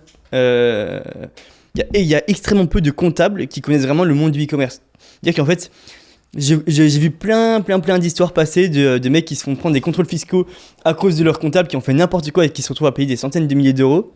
Tout ça parce que le comptable n'a pas compris la logique de Shopify, le comptable n'a pas compris comment ça fonctionnait. Et c'est là où vous devez vraiment challenger vos comptables, travailler avec des comptables qui connaissent le e-commerce sur le marché européen ou sur votre marché en question, peu importe, mais qui connaissent vraiment votre marché. Si vous demandez aux States, un comptable qui connaît le marché des States et qui est uniquement focalisé sur ça. Et c'est là où vous pourrez avoir, et vraiment vous lui demandez d'être proactif. Et c'est là où justement vous pourrez le challenger, mais pas juste, ok c'est bon j'ai un comptable, tout est réglé. Non, surtout pas. Ça c'est la pire erreur que vous pouvez faire parce que les comptables, la plupart des comptables sont des comptables un peu traditionnels, donc pour les business traditionnels. Le e-commerce ça reste un nouveau business, bon niveau plus ou moins maintenant, mais nouveau business, et en fait s'ils n'ont pas la compréhension de Shopify, par rapport au Canada, etc. Et donc il faut vraiment venir challenger, s'assurer qu'il comprend bien, limite faire vérifier par une autre personne ou alors un prestataire externe qui peut un peu fouiller un peu dedans, voir ce qui se passe. Mais recruter un comptable, c'est la première étape. Analyser ce qu'il fait, c'est vraiment essentiel, sinon ça règle vite. En fait, mais ce que tu dis, c'est vrai pour n'importe quel prestataire. Tu vois, c'est pareil pour les avocats, c'est pareil pour... En fait, souvent, moi souvent, j'entends, je comprends pas. Je l'ai payé, c'est un avocat, c'est son métier, il doit le savoir. Non. Un avocat, un expert comptable, donc déjà c'est des professions réglementées, ce sont des gens de métiers techniques qui sont... Mais en fait, c'est comme un architecte. Un architecte, vous lui dites pas, tiens, construis ma maison, je repasse te voir dans 6 mois. En fait, vous le checkez l'architecte. Pourquoi un architecte qui est quand même un métier de haut niveau intellectuel, vous le checkez tous les mois, et pourquoi vous ne checkez pas aux prestataires ? C'est la même chose. Ce sont les architectes de votre business. Alors après sauf si vous êtes un e-commerçant et que vous voulez juste faire de l'argent comme ça, pas payer la TVA, machin, ok, j'ai tout entendu, il n'y a pas de problème. C'est pas la vision des gens qui regardent mais je crois savoir que ceux qui nous écoutent sont des gens qui ont envie de construire quelque chose, qui ont une logique de marque, parce que toi, tu as énormément poussé pour arriver sur cette logique de marque et donc de créer un actif qui soit au-delà de nous-mêmes, c'est-à-dire avoir un actif qui a de la valeur et qu'on peut revendre plus tard, et c'est aussi l'enrichissement maximal au final. C'est qu'en fait c'est pas juste juste des flux et je ferme l'ordinateur et ça s'arrête. Non, c'est en fait créer une marque. Si tu veux créer une marque, il faut aussi qu'il y ait des architectes qui en prennent soin, et ça part des fondations. Et donc un expert, moi je n'ai pas du tout la prétention de dire que je suis meilleur qu'un avocat fiscaliste, etc. On a besoin de ces gens-là, mais c'est pas parce qu'on en a besoin qu'il faut pas travailler avec eux, contrôler, checker ce qu'ils font et les challenger. Mais après, ce qui va te manquer peut-être, c'est un peu de culture et des connaissances juridiques et comptables. Moi, par exemple, je ne suis pas avocat, mais je suis capable de challenger un pacte d'actionnaires. Je ne suis pas expert comptable, mais je suis capable de démonter une compta. Pourquoi ? Parce que en fait, déjà à force d'expérience, et puis surtout, en fait, j'ai compris qu'un prestataire, ce n'est pas parce que tu le payes qu'il faut pas le challenger. Mais c'est vrai aussi pour tous les créatifs stratégistes, c'est vrai aussi pour tous les contenus, c'est vrai pour les créatifs, en fait, tous les prestats du e-commerce, quels qu'ils soient, il faut être derrière les mecs. Et c'est pour ça, donc j'en viens à mon troisième outil, c'est qu'il faut avoir des KPIs de performance. En fait, une fois que vous avez votre trésor, une fois que vous connaissez vos dettes et vos créances, en fait, le troisième truc à mettre en place en urgence, quand vous voulez absolument réussir dans votre vie de e-commerçant, c'est de mettre en place des KPIs que vous avez contrôlés, que vous croisez, que vous checkez, parce qu'il n'existe pas encore un outil qui permet de tout croiser et de tout bien faire. Ça, un jour, ça arrivera, bientôt. Mais en attendant, il faut faire les vérifications soi-même et faire des choses simples en termes de KPIs. Donc, Moi, ce que je conseille de faire, et c'est qu'on fait dans les boîtes, c'est qu'il faut un mini reporting, un mini truc qui permet d'avoir les éléments essentiels. Si vous êtes un e-commerçant, par exemple, vous savez qu'il y a la problématique de double attribution. Vous savez qu'il y a des ROAS parfois qui sont un peu, etc. Bon, vous avez du mal, si vous êtes sur Shopify, à faire des extractions facilement, etc. Donc, moi, ce que je conseille, c'est de revenir à l'essentiel et de faire des petits KPIs qui sont les KPIs essentiels de votre business. C'est-à-dire qu'on a fait trésor, compta gestion, business. Une fois que vous avez vos 3 domaines qui sont sous la portée de vos mains, là, déjà, le business, il est sous contrôle. Parce que vous savez que le business, et en fait, c'est un peu, je vais faire l'image de la voiture. En gros, le business, c'est le moteur, le bilan, c'est la carrosserie, et la trésor, c'est l'essence. Et en fait, il nous faut les 3. Si vous avez l'essence pour mettre dans le moteur qui tourne bien, la carrosserie elle avance. Et ben, un bon site de e-commerçant et une bonne boîte de e-commerçant, c'est quand la voiture elle a les 3 éléments. Et si d'entrée, vous mettez ces 3 outils en place, votre business est sous contrôle. Et donc, vous avez les 2 mains sur le volant de votre bagnole. Et c'est ça qu'il faut faire. Et donc, pour finir sur ce 3e outil, il faut faire un truc très simple. Je choisis 10 KPIs dans ma boîte, 10 éléments clés. Je vous donne un exemple. Ça peut être le top 5 des problèmes SAV. C'est un truc, on prend jamais le temps de se poser. En fait, on lit les commentaires, on lit, on dit ouais, on a un problème sur tel produit, machin. Non, stop.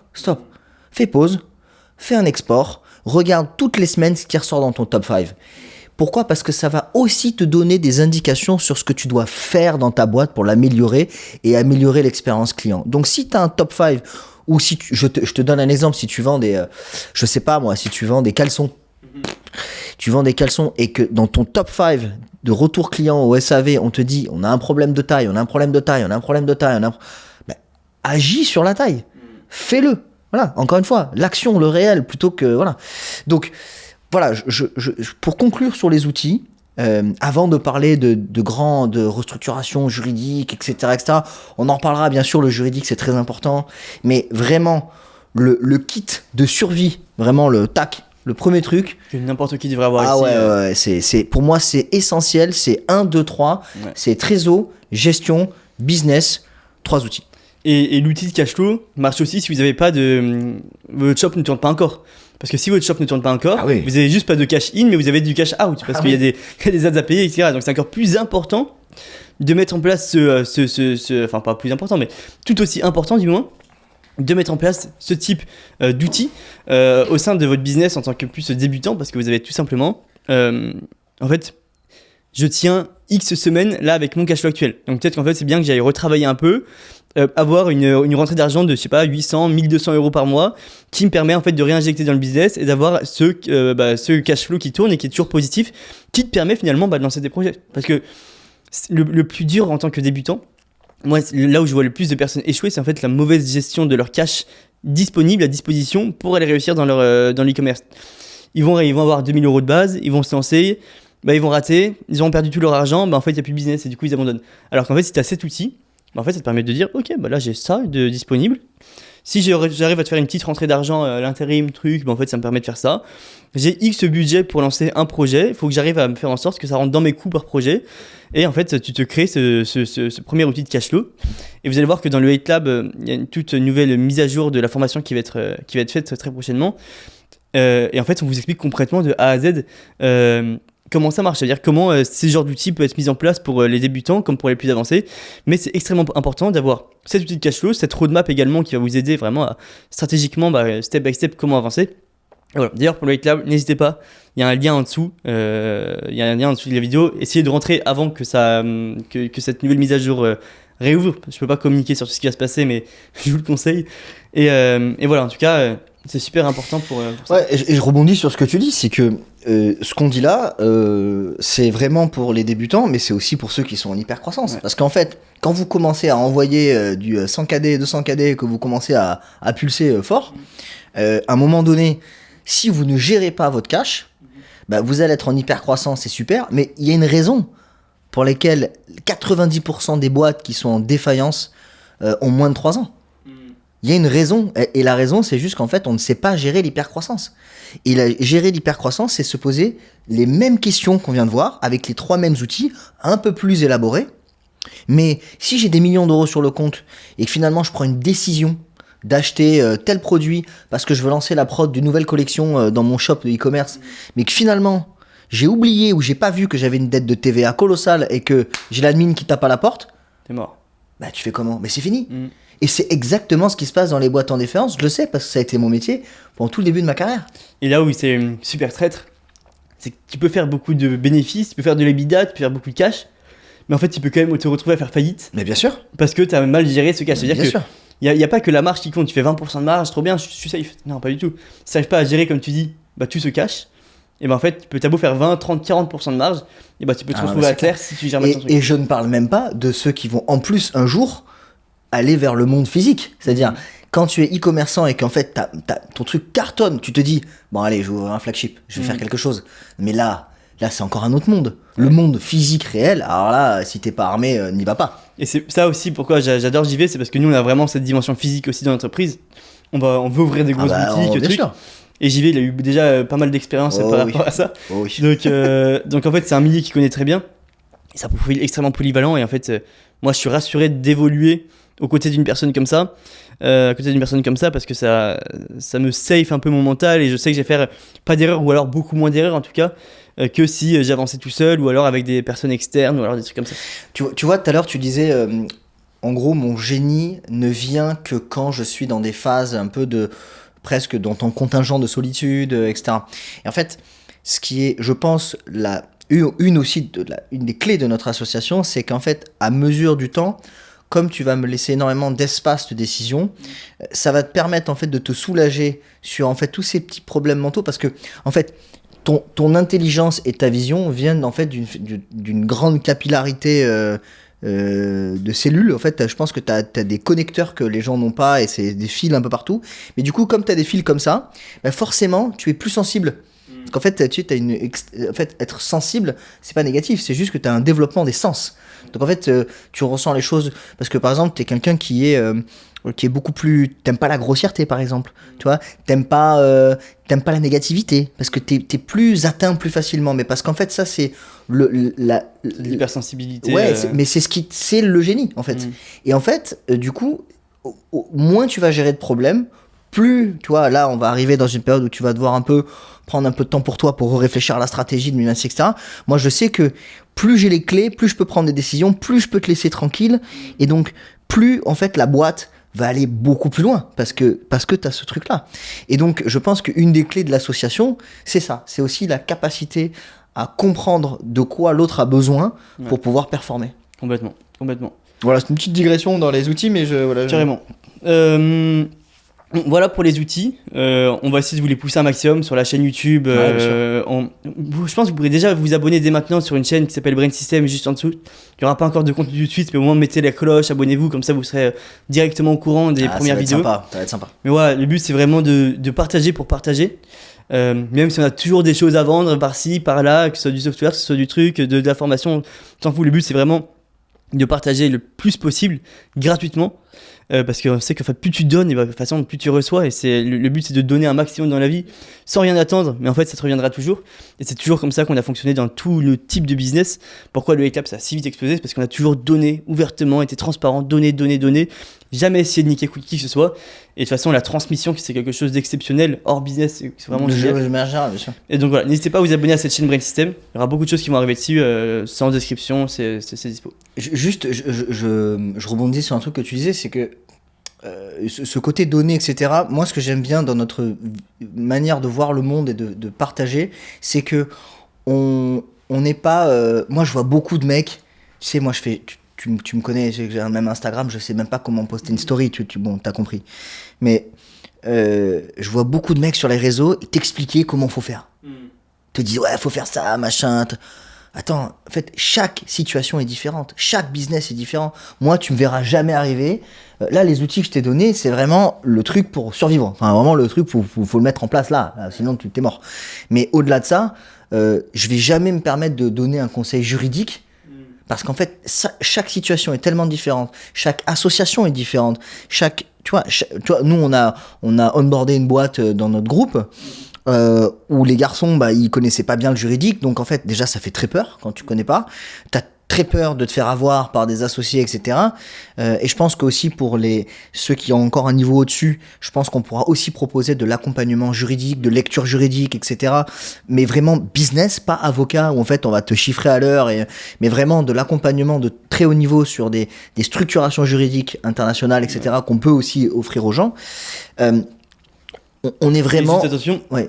quand il disait juste avant, jamais il se permettra de donner des conseils juridiques, c'est donner des conseils juridiques masse, parce que ça ne marche pas. Et justement, cet accompagnement, c'est précis, c'est pour ça que ça marche. C'est vraiment tailor-made, c'est en fait, chaque situation est différente, et je pense qu'en fait, on ne peut pas plaquer comme ça aux yeux des gens faites ci, faites ça, un truc tout voilà, nous c'est pas du tout notre état d'esprit. Par contre voilà, si on nous appelle et qu'on nous sollicite, je sais que nous, enfin si on pouvait être 10 fois nos corps et 10 fois le temps, on le ferait pour tout le monde, mais on peut pas, mais en tout cas on va trouver un moyen de le partager au maximum. Mais en tout cas le ton qu'on veut mettre et l'état d'esprit qu'on veut mettre, c'est on n'a pas la science infuse quoi. On sait pas. Moi, il y a plein de fois, je dis au bureau, je sais pas. Et les garçons me regardent, me disent, mais c'est pas possible, tu sais forcément, t'as été machin, t'as été truc. Bah, je sais pas. En fait, c'est pas grave. Et en fait, on va chercher.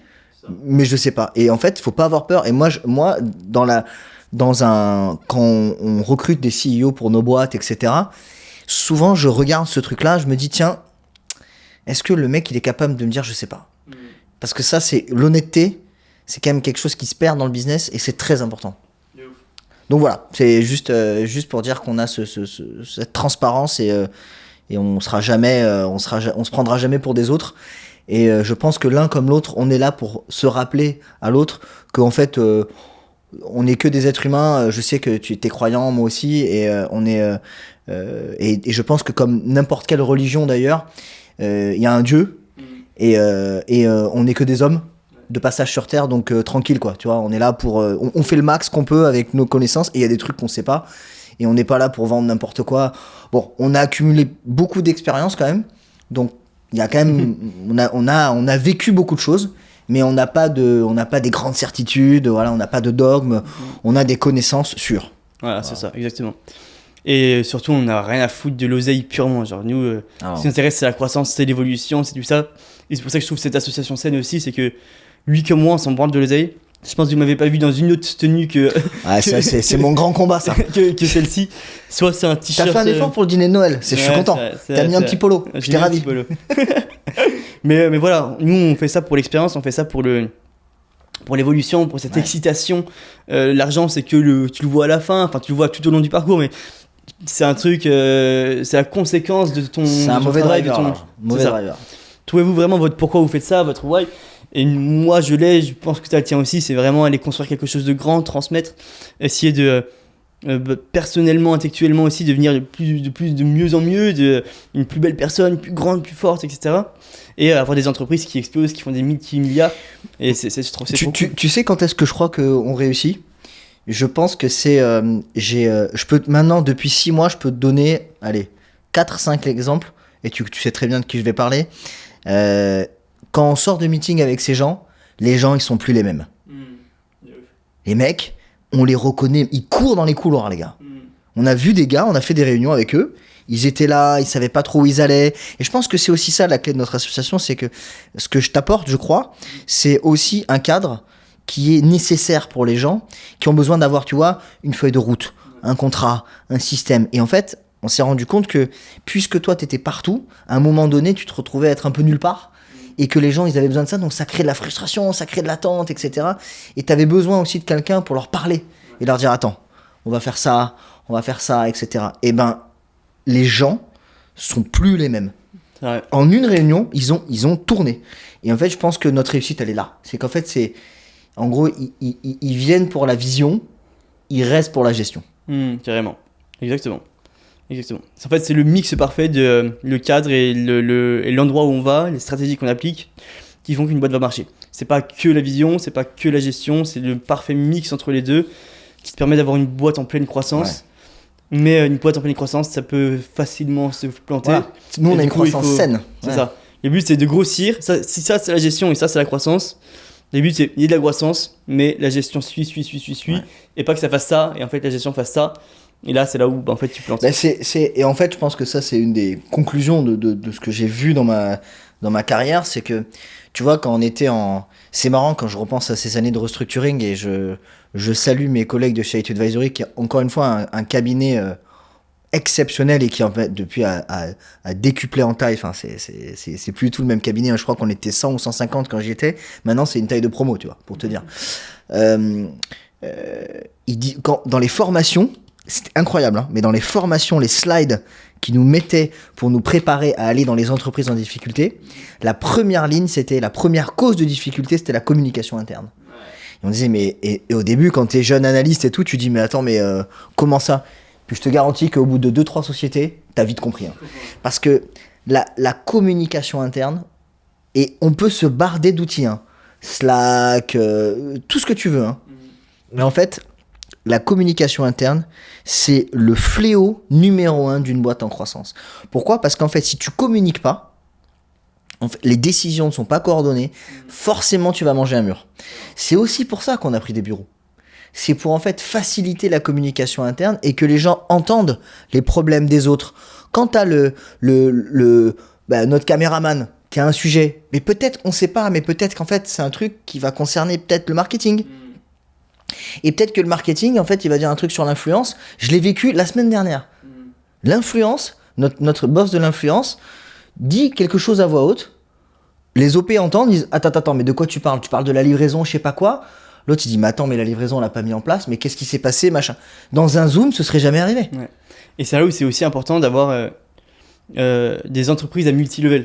Ouais. Parce qu'en fait, là, justement, de ce que je commence à comprendre, dis-moi, parce que c'est pas du tout ce que je comprends, et n'hésite pas à me dire si c'est pas le cas. Mais l'importance d'avoir différents levels, c'est faire en sorte que les informations, certes, prennent un chouille plus de temps à être transmises, mais qu'on soit sûr qu'en fait le chemin de la décision soit compris par tout le monde. Et donc en fait, ça permet imaginons la décision que par exemple je vais prendre avec la décision marketing, imaginons, elle va être transmise. Du coup, à potentiellement un CEO qui va du coup analyser cette décision, qui va être transmis en même temps au marketing, du coup ils vont pouvoir se parler en même temps, et qui va, enfin peut-être d'abord au marketing, c'est une décision marketing, qui va être transmis au CEO, et le CEO va pouvoir descendre dans sa filiale je vais te dire un truc, il y a une raison pour laquelle 100% des entreprises sont organisées avec des comités de direction. Il y a une raison. C'est pas, alors oui, il y en a qui veulent faire des trucs hiérarchie à plat, machin, mais ça marche pas. Ça ne fonctionne pas. Parce que si t'as un truc à plat, tu te retrouves, toi, à gérer 100 personnes. Ça n'existe pas. Donc, tu as besoin de cette organisation. Alors oui, ça fait un peu old school, machin. D'accord. Mais quand tu as beaucoup de gens, quand tu vas parler à ton CMO, lui, ton CMO, il est tous les jours avec les équipes marketing. Donc, il connaît les problèmes. Mais toi, à un moment donné, quand tu grandis, tu peux pas avoir la connaissance profonde des problèmes de chaque personne, de chaque poste, de l'équipe de créative, de l'influence, du community manager. Tu peux pas tout savoir. Donc, tu as besoin de parler à quelqu'un. Tu lui donnes une information et lui, il va la transmettre. Et ça, réussir ça, c'est pour ça que le recrutement, c'est la clé. Mais alors, la clé de l'église, quoi. La clé comme ça, hein, de l'entreprise, c'est ta capacité à bien recruter. Tout le reste, c'est du théâtre. Si tu recrutes les bonnes personnes, qu'elles sont dans tes core values, c'est-à-dire que le mec, il transpire tes valeurs, qu'ils ont la dalle, et qu'ils ont une bonne communication interne, et que tu penses qu'ils vont bien s'entendre avec les gens, qu'ils vont créer ces liens avec les gens, tout le reste, tu peux l'apprendre. La technique, ça vient. Les valeurs humaines, tu peux pas les apprendre. Tu peux pas les acheter. C'est soit tu les as, soit tu les as pas. Donc c'est ton éducation, c'est le respect que tu as envers les autres, c'est ta vraie bienveillance et empathie. Le reste, ça s'apprend. Tu peux lire des livres, tu peux regarder des vidéos, tu peux faire plein de choses. Mais en fait, si humainement, tu ne matches pas avec la boîte, faut pas. Tu sais, on dit souvent, hein, quand il y a un doute, il n'y a pas de doute. Hein. Donc quand en entretien, vous avez un mec, moi je vous le dis, hein, dans le e-commerce, pour les e-commerçants qui font des brands, et je l'ai dit à Alex plein de fois, pour moi le rôle le plus important de la boîte, c'est le CMO. Pourquoi ? Parce que le Chief Marketing Officer, c'est le mec qui va créer le calendrier et qui va être le cœur de la boîte, qui va envoyer le sang au corps. Pourquoi ? Parce que il va faire Black Friday, Noël, jour de l'an, fête des pères, papapam. En fait, c'est lui qui va créer ça. Et d'ailleurs, pour les personnes qui nous regardent, nous en tant que e-commerçants de base indépendants, CEO, sachez que vous n'avez pas des profils de CIO de base, enfin j'en sais rien, je ne connais pas, mais vous avez plus des profils de CMO. Parce qu'en fait, toute notre réussite, nous, de dropshipper, c'est basé autour du marketing. En fait, on a appris à exceller dans le marketing et à créer un business autour de ce marketing. Donc en fait, on a des profils CMO et pas CIO. Le profil CIO, c'est beaucoup moins de marketing, beaucoup plus de gestion. Et donc c'est beaucoup de management. Et en fait, on ne fait pas ça concrètement day to day pour la majorité des personnes qui nous regardent. Et vous allez voir quand vous allez commencer à monter en niveau e-commerce, en chiffre d'affaires, etc. Il y a un moment où vous allez avoir un shift, mais en fait, vous allez comprendre que vous voulez pas forcément être CIO. Parce que ce qui vous fait kiffer, et quand je vous entends tous être passionnés par le e-commerce, que je suis également, c'est qu'en fait, la plupart du temps, on est passionné soit par le product, soit par le marketing. Mais pas vraiment par les côtés un peu chiants qui sont la gestion, le côté dirigeant, etc. qui lui est plus dans notre monde en tout cas, qui est plus source de problèmes, etc. Ouais. Et en fait, on est moins proactif. Et donc, vous allez voir qu'à un moment, recruter un CIO pour vous, bah, ça va vous faire un game changer parce que vous allez pouvoir vous concentrer sur la partie marketing. Puis je pense que CEO, c'est le problème de... Alors, il faut bien retenir cette phrase. Hein. Your ego is not your amigo. Hein. C'est-à-dire que... C'était pas le CEO, en fait, après, c'est quoi Non, mais en fait, je pense que c'est vraiment pour l'ego boost. Ok, fine, je comprends, mais en fait, il faut se connaître soi-même. Quand vous vous connaissez, et c'est exactement le principe de notre association, c'est qu'en fait, nous, on est parfaitement alignés avec ce qu'on est capable de faire et ce qu'on n'est pas capable de faire. Et en fait, on va organiser la société en fonction. C'est pour ça qu'il n'y a pas un schéma organisationnel type. C'est fonction de là-haut. Et culturellement, il faut aussi que ça matche. Il faut qu'il y ait une bonne culture. Il y a un proverbe japonais qui dit « le poisson pourrit par la tête ». Donc en fait, déjà, dès là-haut, il faut montrer l'exemple. Mais je reviens sur cette histoire de CMO où je vous dis que c'est le cœur. Quand je dis que c'est le cœur, c'est que c'est pas le cerveau. C'est le cœur. C'est pas le cerveau. Le cerveau, lui, c'est pas lui. Donc lui, il fait fonctionner l'ensemble. Lui, c'est le CEO, mais lui, c'est le CMO. Et en fait, et après, il y a l'âme. Et là, donc dans notre cas, l'âme, c'est toi. C'est-à-dire que c'est toi qui es l'âme. Et après, il te faut un CMO, un mec qui la pompe, mais le tout contrôlé par le cerveau. Et en fait, c'est pas péjoratif, négatif ou positif, c'est qu'en fait, on a besoin de l'ensemble pour que le corps il marche.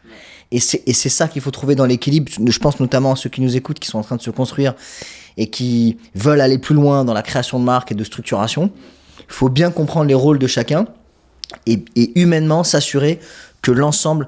Vous savez, encore une fois, j'ai plein d'images, mais prends par exemple le PSG.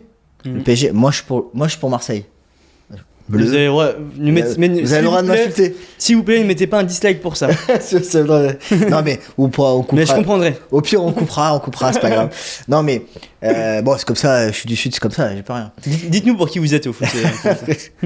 Ça va. Pour l'instant, on est encore qualifié avec les champions. C'est bon. C'est dur. Hein. Mais un vrai supporter, tu le vois dans la défaite. Bref, PSG, il n'a gagné sa Ligue des Champions qu'après que toutes ces stars soient parties. Ouais. Parce qu'en fait, ils ont créé un collectif. Et juste, en fait, une boîte, c'est exactement pareil. C'est d'accepter que il faut avoir des gens qui se mettent au service du collectif et un team spirit, parce que tu vas beaucoup plus vite si tu as des mecs qui ont la bonne culture.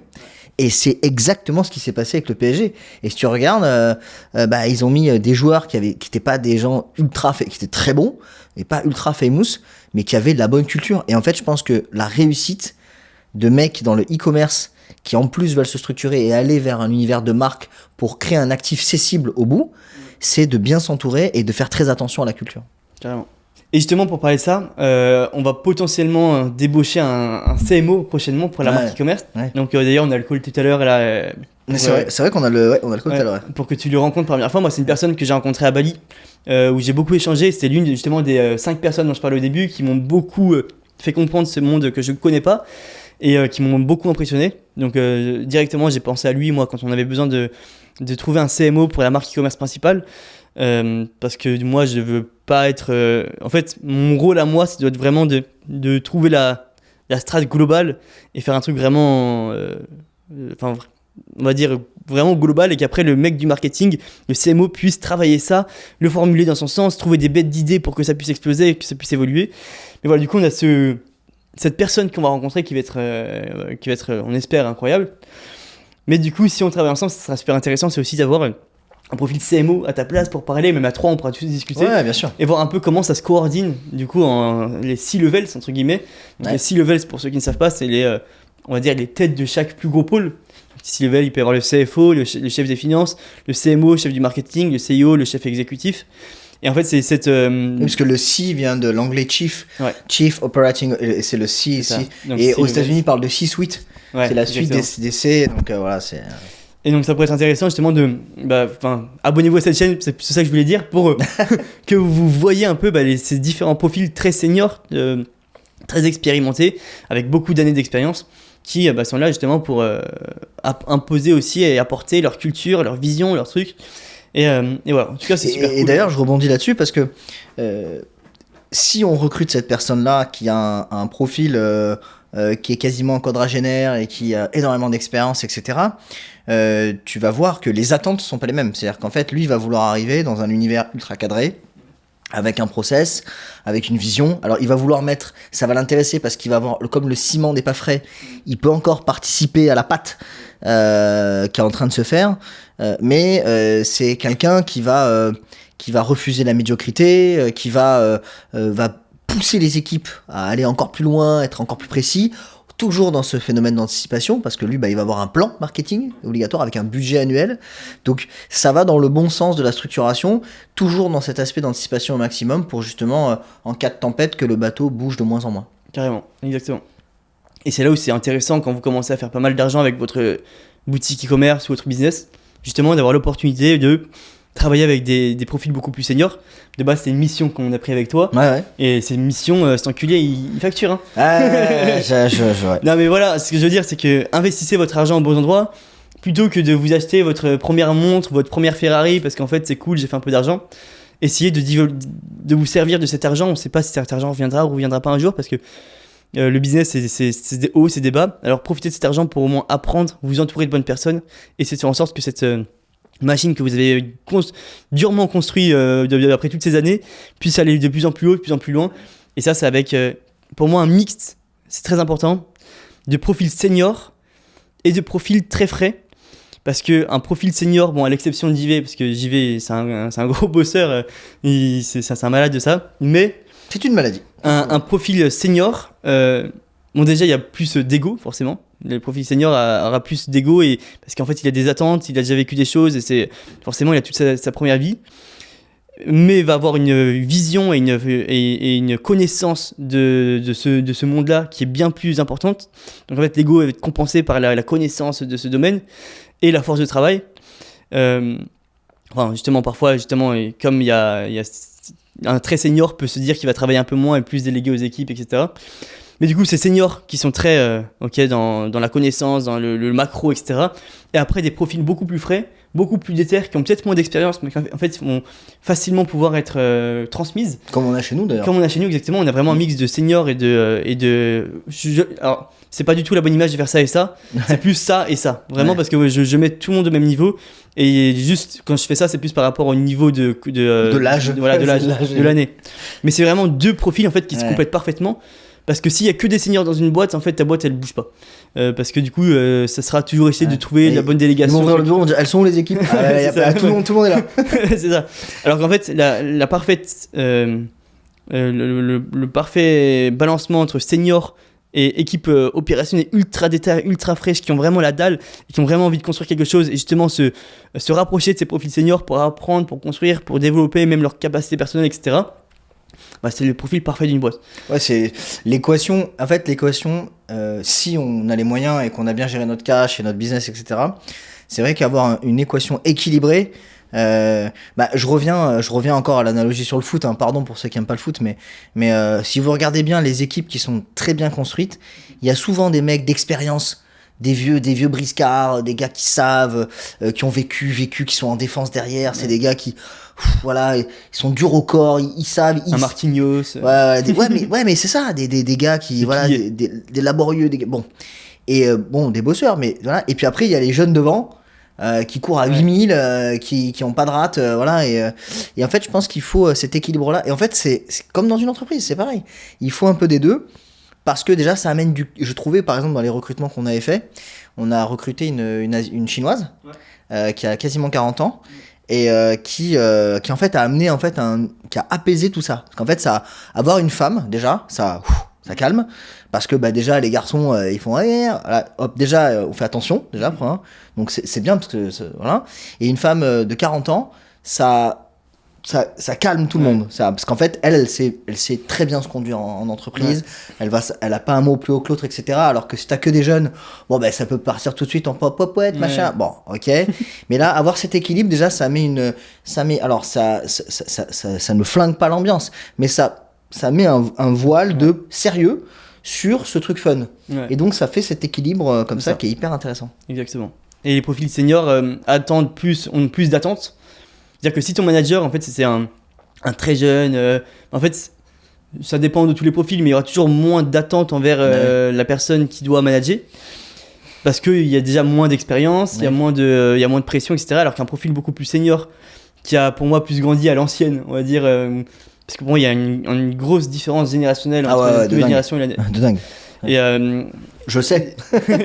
Et du coup, vraiment, c'est cette capacité à avoir beaucoup d'attentes, ça met beaucoup de pression, enfin pas beaucoup de pression, mais ça met beaucoup d'envie de bosser plus dur, etc., prendre de meilleures décisions, pour qu'en fait ça crée parfait cet équilibre.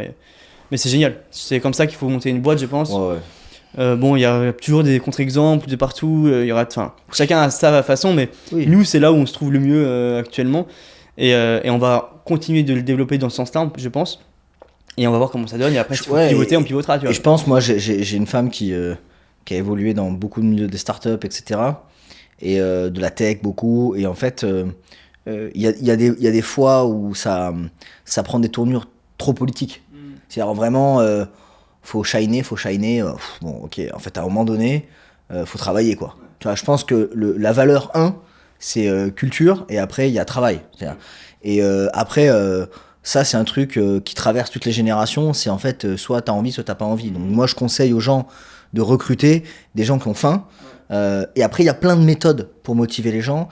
On en parlera peut-être plus tard, mais il y a l'accès au capital, il y a des systèmes de rémunération variables, il y a créer un environnement hyper sympa pour les gens. Par exemple, typiquement les bureaux. Et pas besoin d'avoir comme nous des bureaux de 700 mètres carrés. On peut avoir des tout petits bureaux et que l'environnement soit top. Et en fait, c'est ça, je pense que c'est un ensemble. En fait, il faut créer un univers. Je sais plus qui disait ça, mais il disait, pour attraper les papillons, il faut pas leur courir après, il faut construire un beau jardin. Et je pense que c'est ça. En fait, ce qu'il faut, c'est qu'une belle boîte, c'est un beau jardin. Et en fait, quand votre jardin est beau, les papillons arrivent. Et je pense que c'est ça qu'il faut faire. Et à force de communiquer positivement et de créer un bel environnement, forcément, vous attirez les talents. De ouf. Et je pense que je pense que c'est la conclusion du recrutement bien fait, c'est qu'en fait, ils viennent à vous tout seuls. Ouais. Et nous, dans notre culture à nous, c'est si la savane est bien remplie de bons aliments, les lions arriveront. Ah, les lions. S'il y a quoi de manger, s'il y a de quoi bouffer. Ouais, alors nous, on s'appelle les lions. On s'appelle les lions parce que nous, on a la dalle tous les jours. Les lions, les sharks, ce que tu veux, ça y va. Mais d'ailleurs, c'est. On se protège. En fait, je pense aussi qu'il y a ce côté meute. Où en fait on est très team et en fait on est très protecteurs les uns envers les autres et il n'y a aucune toxicité et c'est assez rare. Moi j'ai rarement vu ça. La toxicité vient souvent dans le fait de ne pas dire les choses aux gens. Et en fait ce qu'on peut pas nous reprocher c'est qu'on dit toujours les choses aux gens. Ouais, donc, et puis après donc en fait on agit différemment parce qu'on a quelque chose dans le ventre. Au lieu de dire à la personne j'ai un problème sur ce sujet, on va être plus rude avec la personne, on va être un peu moins sympa, etc. Alors qu'en fait, traite le problème. Mais après, il y a beaucoup de gens qui ont du mal à s'exprimer. Donc, il faut faire ce travail de communication interne. Encore une fois, c'est le fléau numéro 1. C'est la com interne. Si vous avez déjà une équipe, c'est le premier truc sur lequel il faut bosser. Même si vous-même, par exemple, moi de base, je suis pas très communicatif, apprenez à l'être. C'est pas si simple. C'est pas si compliqué. Moi, juste quand je ressens quelque chose, je vais pas l'exprimer tout de suite, j'ai d'abord un peu pensé, ok, ça, et après tu vas essayer d'exprimer les choses. Y a un truc que j'ai appris, c'est ne surtout pas, si vous êtes réservé à un méconsentement ou quelque chose, jamais le faire par écrit, à minima par téléphone, parce qu'en fait les émotions ne sont jamais retransmises de la même manière. C'est-à-dire que si une personne vous déçoit, et en fait récemment j'ai reçu un vocal de 5 minutes, alors qu'en fait en un appel après que j'ai appelé directement, on comprend directement les choses, en fait non, essayez vraiment de favoriser l'humain et l'échange oral toujours. Parce que sinon il y a toujours des incompréhensions de trucs qui font qu'après il y a de la frustration. Imagine tu reçois un mail de 50 pages qui te dit ouais non, ça, tu comprends ce que ton cerveau veut comprendre parce que c'est ton côté, en fait tu vas te sentir frustré et ça va créer de la toxicité. Tu vois, c'est aussi encore une fois l'avantage d'un bureau, c'est qu'en fait il suffit de pousser la porte en 5 minutes, t'as réglé le problème. C'est ça, et t'as pas je t'appelle, t'es pas dispo, je te fais un zoom, t'es pas là. Là en fait le problème, il y a un truc, faut le traiter tout de suite. Et je pense que il y a tellement de choses à faire dans une boîte qui grandit, dans sa structuration, dans la croissance, dans les strates, dans les machins. On a tellement de choses à gérer que il faut que l'équipage du bateau ce soit vraiment. Alors souvent les boîtes disent ouais on est une famille machin etc. Je l'ai vécu moi dans des boîtes où non, on n'est pas une famille. Famille c'est pas ça, voilà. Mais c'est vrai qu'il y a beaucoup de similitudes. Mais une famille, en fait, quand vous démissionnez, vous pouvez pas démissionner de votre famille, en fait. Votre famille est toujours là. Hein, voilà. Là, et puis une famille, vous la choisissez pas. Enfin bon, bref, c'est pas du tout le bon comparatif. Mais il y a ce truc de meute, de team, vraiment de core value qui est très important. Et ça ne peut marcher que si vous communiquez en interne de manière pacifique déjà, c'est-à-dire réussir à exprimer le mécontentement sans le jeter à la figure de l'autre. Ouais. Et ça, si on arrive à faire ça, la boîte avance, c'est un TGV la boîte. Après, ça ne s'arrête plus. De ouf. Complètement aligné par rapport à tout ça. Donc voilà pour la partie recrutement, et pour la partie, en fait, c'est un mélange de recrutement, de culture, tout ce qui est avec. C'est un savant mélange de tout, une boîte en vrai, c'est pas... Ouais, de ouf. Il n'y a pas de recette, hein. Ouais. Et voilà, bon, c'était un podcast assez technique, mais je pense que même en tant que débutant, il y a énormément à en tirer, même dans votre façon d'évoluer et de penser par la suite. Et si vous faites déjà de l'argent, bah là, c'est une mine d'or, parce que vous pouvez vraiment appliquer step by step un peu tout ce qui a été dit. On va essayer de pousser dans des formats peut-être plus précis, comme j'ai dit encore sur l'autre chaîne YouTube, ou dans des différentes formations, etc. Mais tu vois, attends, excuse-moi, parce que là, tu viens de me faire penser à un truc de dingue. On a en exemple une boîte qu'on a onboardée. Ouais. Ils avaient les moyens de recruter. Ils refusaient les leads. Alors là, on est plutôt dans le SaaS que dans le e-commerce. Mais ils refusaient les leads parce qu'ils avaient une carence en organisation, alors qu'ils avaient largement les moyens de recruter, de s'équiper humainement pour faire. Et en fait, je suis certain qu'il y a plein de gens qui sont dans ce cas, où en fait, ils refusent la croissance parce qu'en fait, ils n'ont pas les armes humaines et l'organisation pour y arriver, alors que s'ils avaient mis en place ces 3 outils, et qu'en fait, ils avaient vu qu'il n'y a aucun problème, que ça passe, etc., et qu'ils avaient débloqué mentalement ce truc, mais ils auraient recruté, ils auraient accepté des leads, ils seraient repartis en croissance, ils auraient du cash. Donc, et c'est c'est-à-dire ce qu'on a mis en place et ils repartent en croissance. Et là ça part en pétard. Ça part en pétard comme ils disent au bureau. On a fait le résultat par rapport aux prévisions qu'on a fait x2. La première semaine d'onboarding, c'est du délire. Et c'est des bons moments de vie. C'est-à-dire qu'en fait, et ce que je trouve bien, c'est que dans les gens qui nous entourent, c'est qu'il y a énormément de reconnaissance. Ouais, c'est-à-dire qu'ils l'expriment, ils disent voilà, on a conscience que vous nous avez aidé à passer des paliers mentaux, etc. Donc non, c'est une super aventure et je pense que ce n'est que le début. Oh que oui monsieur. Oui. Merci à tous d'avoir suivi ce podcast, certes plus technique, mais qui était pour moi tout aussi important que les podcasts pure valeur e-commerce, même plus important par la suite de commencer à bien se structurer. C'est un mix de tout encore une fois. Je remercie énormément JV première fois d'avoir rejoint à l'aventure. C'est quand même cool. Merci à toi. C'est le début de quelque chose de grand. J'ai toujours été un peu solo sur mon bateau. Maintenant, il y a un nouveau partenaire. On va pouvoir aller très loin, très haut et vraiment fonder quelque chose d'extrêmement beau. Merci à toi également d'être présent aujourd'hui pour un peu transmettre. Avec plaisir, j'espère que j'ai été utile surtout, parce que moi tu sais que je mets un point d'honneur à ce que quand je dis quelque chose soit utile, parce que je supporte pas les trucs tarte à la crème sur les réseaux.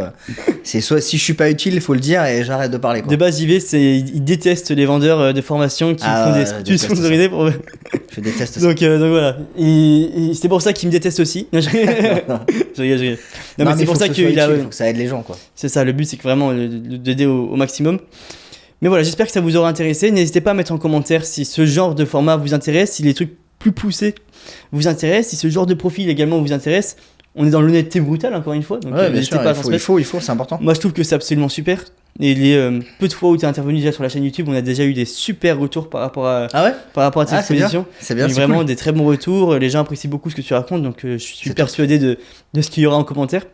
Mais voilà. N'hésitez pas à vous abonner également à la chaîne YouTube, à mettre un petit like, ça nous aide énormément, c'est super important pour le référencement, tout ce qui va avec. C'est des vidéos, c'est long, compliqué à faire, pour souvent prendre 40-50 abonnés. N'hésitez pas à vous abonner, ça nous aide énormément. Merci à tous, merci encore une fois. Merci Alex, merci à tout le monde de suivre, c'est cool. C'est trop cool. Ciao.